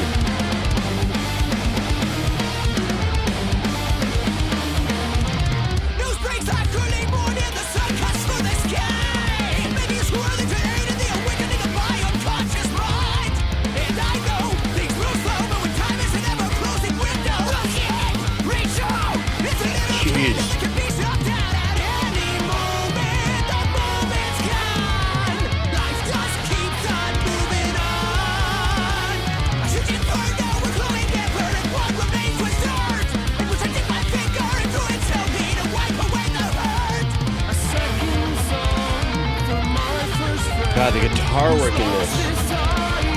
I mean, the vocalist is crushing it, but the guitar work.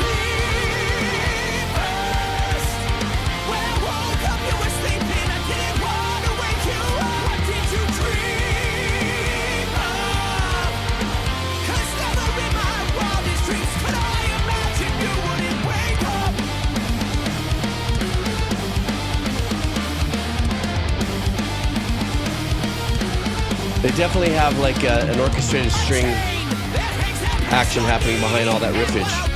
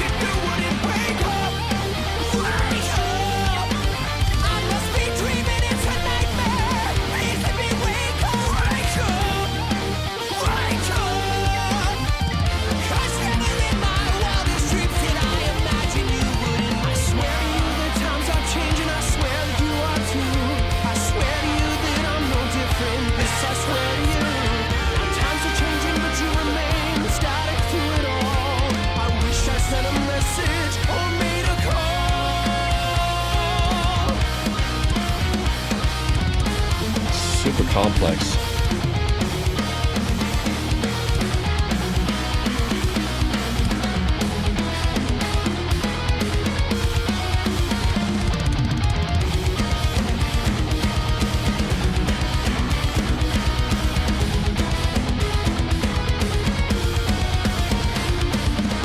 Your face was illuminated by the soft glow on the screen.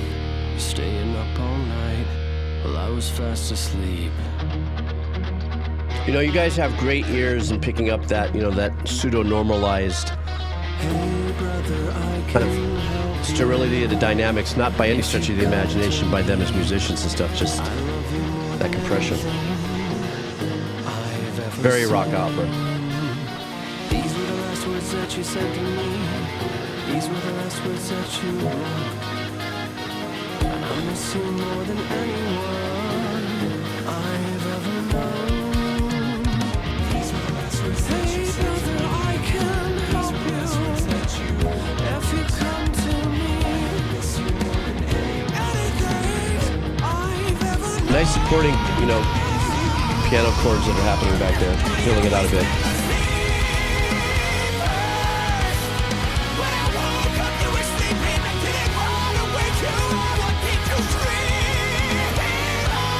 Those vocals, though.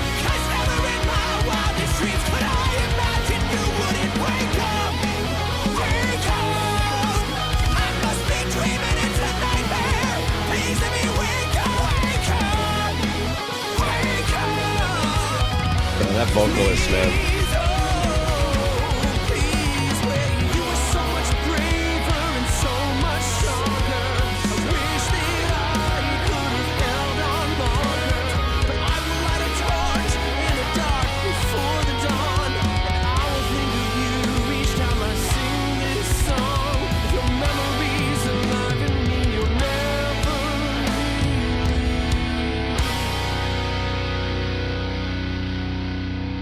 Incredibly powerfully well-written track. You know, not necessarily leaning into the fact that we all were kind of leaning in a little bit about the sound, the delivery of the track, albeit compressed through YouTube, or maybe this was the path that the engineer took. As far as the piece of music and the body of work, that vocalist is just outstanding. Between this band, Protest the Hero, and Between the Buried and Me, probably some of the most extraordinary metal musicians, composers that really push those envelopes of having a lot to deliver us and keep it intact enough so that most of us can understand what's going on, regardless of being a composer or a pure listener.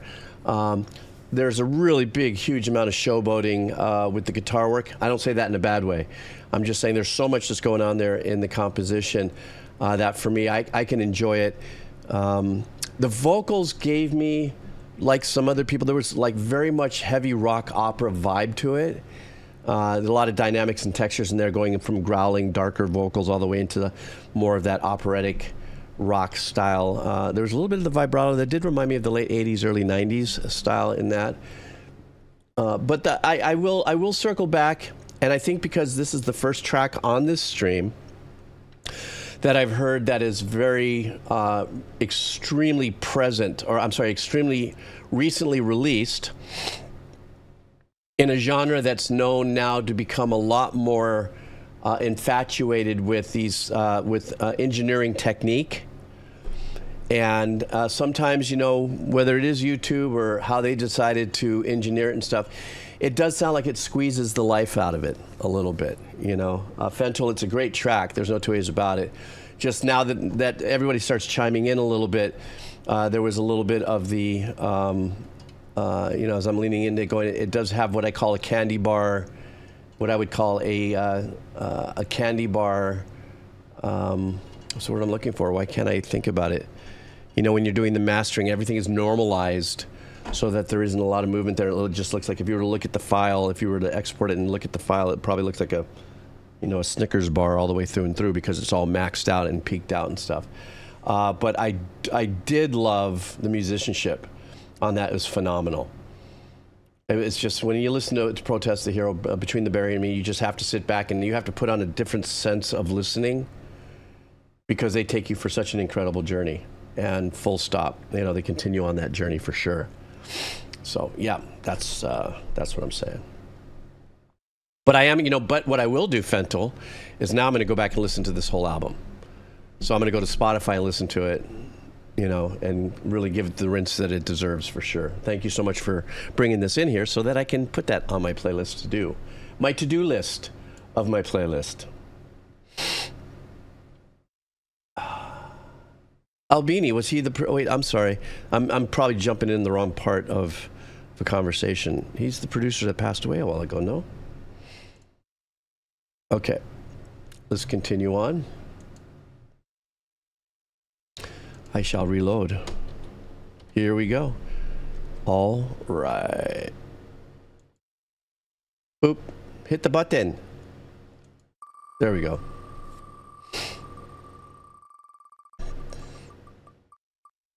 And it's going to be a crabby day with our buddy Crab 9000.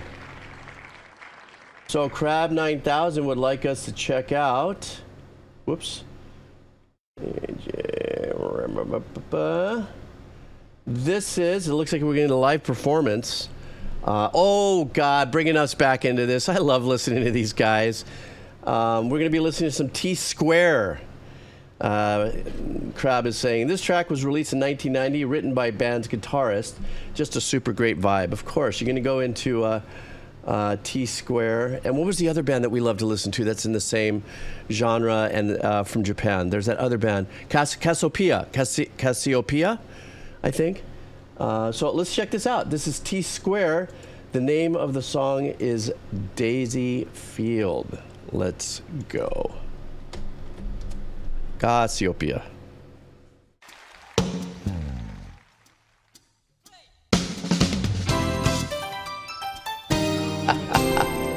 I just love the sounds. Automatically puts me in a good mood.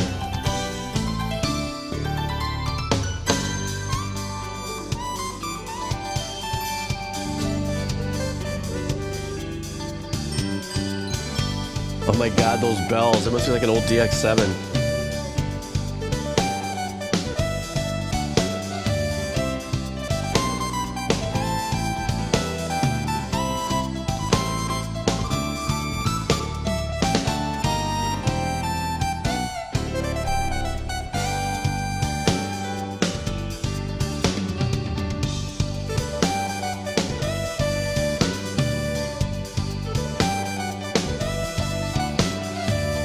I love the way the hi-hat's being held really straight.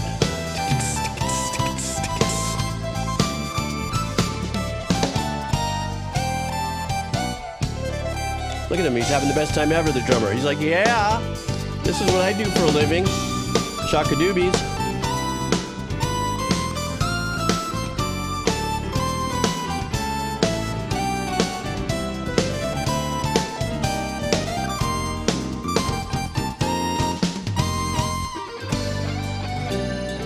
Oh my God, that old flangey lead sound.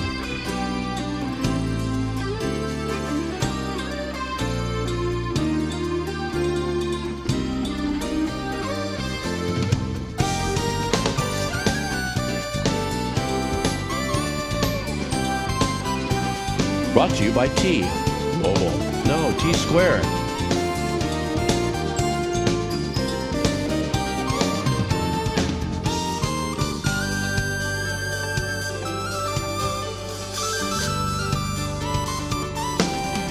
It is an Iwi.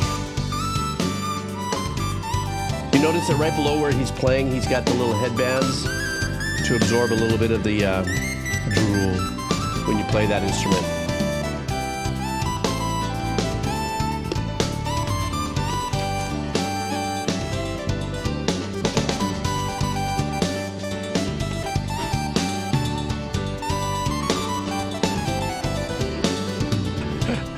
So right, Fentul.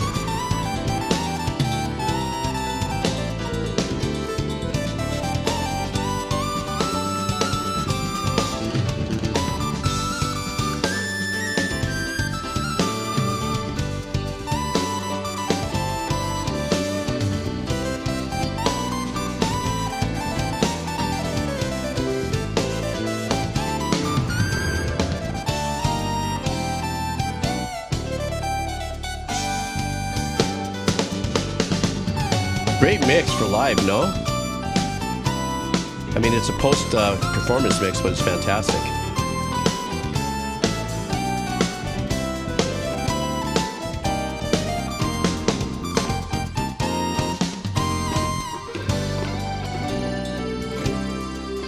See, when I love watching Cassiopeia or T-Square, they have the joy on their face. It's just like, love being there, grateful for being there, grateful for you coming and listening to our music. Just very happy, very, you know.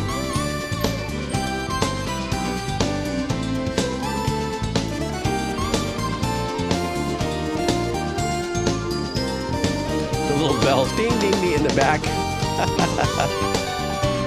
See, that keyboardist there, it's got a big rack around him. Not that rack, I mean keyboards.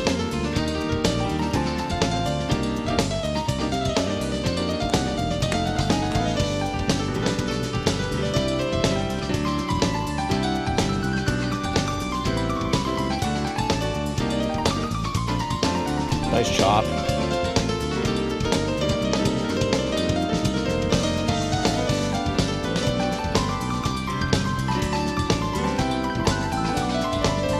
That's nice.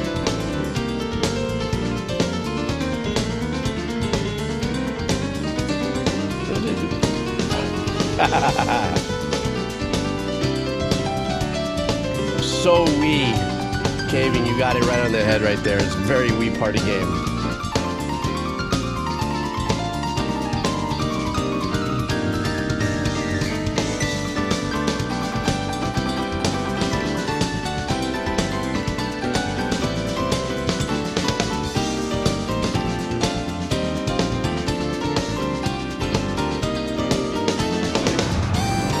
Yes, sir. What a great keyboard lead right there. That was phenomenal. Ernie dug it. This is the bass player too, is punching.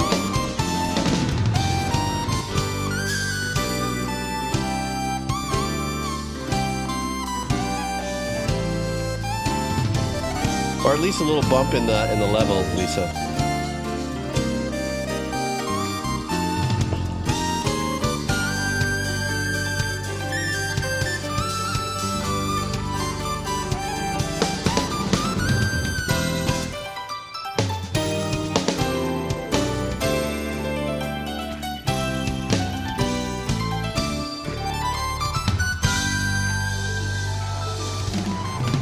Yes, T Square.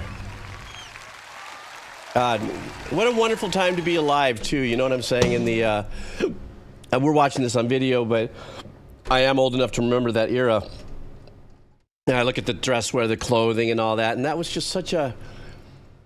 It was a pre-dystopian moment in humanity. You know, that part of the 70s, 80s kind of things, and that whole thing was just almost like, you know, compared to how the world and things have changed. And so it's just such a moment of like, yay, everything's kind of cool and chill and everything's, you know. But like I said, between Cassiopeia, T-Square, some of the best, most healthiest, upbeat, music therapy, vibing tracks I've ever listened to is from bands like this. So thank you for bringing it in. I have time for one more. So I'm going to do one more cheesy spin, and then I'm going to dip out. So just hang in there for that. I am probably going to drop in and just do some more cheesy wheel. I want to clear out. I have the three donos that are here from Tonto Corazon, Great Sage Sun, and JMax 728. I'll probably come back in somewhere between Sunday, Monday, if I have electricity, depending on what that tropical storm does. And then do a little more cheesy wheel. And then I'm going to announce the day that I'm going to dedicate a stream to chat members' music. I'm also going to put out a call to action on my YouTube channels. you know, hey, I want to listen to your music. Come on over here, hang out. Let's listen to your music, kind of a thing.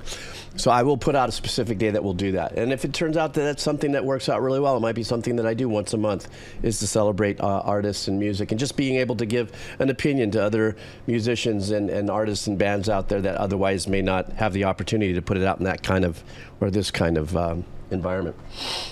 All right, guys, let's do one more spin. So everybody keep your fingers crossed. Let me refresh. Well, Actor, you know, I'll still continue to do it. There's no two ways about it. But if it's really successful, it might just become that thing I do every other week. But I definitely look forward to listening to your music. All right, here we go. Refreshing.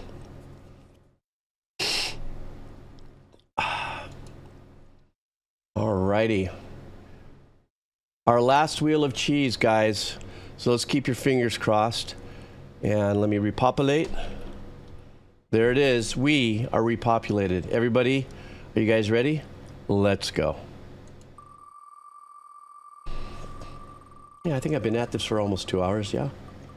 And it looks like some toasted waffles. Kazzy, each time, one on the either side, Kaz. Sorry about that. Toasted waffles is coming in. I'm just saying waffles. Who doesn't love waffles, right? I mean, so these are toasted waffles. So let's see what Mr. Toasted Waffles wants us to listen to. Oh, looks like we're going out with some orchestral vibes here. From a game OST called Total Annihilation. The message is, I've requested TA before, but I don't think you've followed up on it, so I will throw another one in here. The OST was written and composed by legendary Jeremy Soule. Definitely know who Jeremy Soule is. In my opinion, it's his magnum opus, and was released in 1997. The game is an RTS where you control large armies from small tanks and what's it, MECHS, to large battleships and super heavy mechs, I guess mech, to launching nukes to your own enemies. Sounds like fun. Nice and explosive. So we're going to listen to March Unto Death from the game OST Total Annihilation. And this is being brought to us here on the Wheel of Cheese from Toasted Waffles. So let's see what this is all about. Let's go.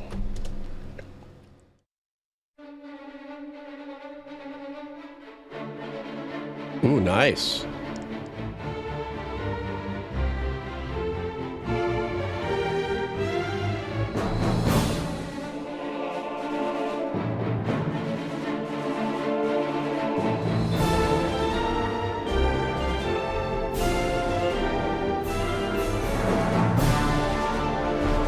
Big cinematic orchestral works here.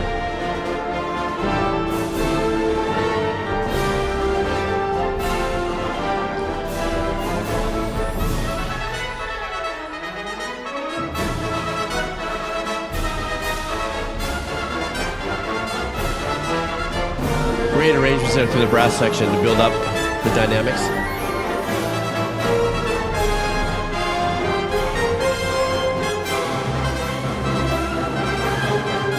The trills happening at the top.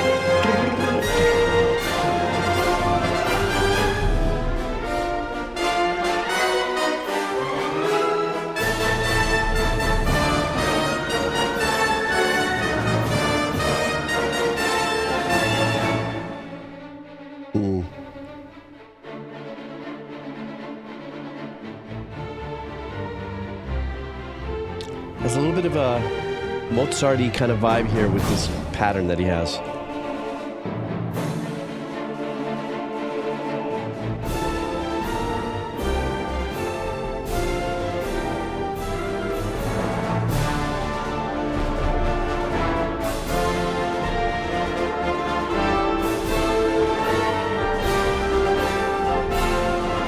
The accents for the higher register of the orchestra on the answer backs, I love that.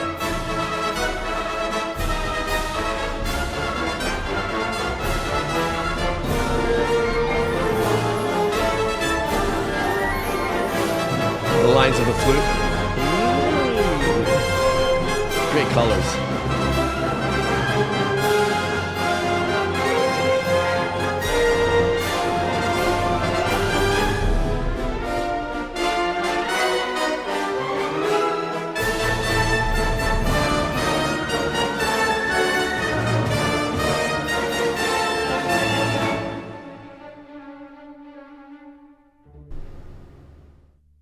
letting us off the hook there.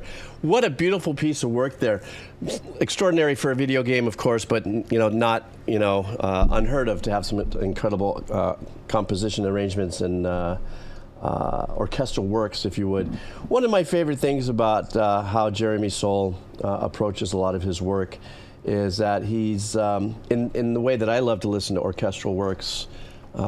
There's always this tug of war and pull back and forth where, for instance, we heard a lot of the lower registered, horn sections in, staccato strings doing dun dun dun dun dun dun dun dun dun dun dun dun, but there was a constant on the other side. So there was a wonderful balance in representation of the dynamics in tones as well. You had the flutes and you had celestes and you had other reeds that were actually farming up, if you would, a lot of the a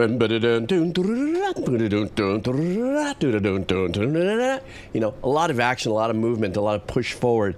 Very much a soundtrack for Annihilation, it would sound like, and very bold bottom ends and everything like that. It's just a wonderful track. Great track to actually end the stream with. So thank you very much for bringing that into the house. I definitely appreciate it.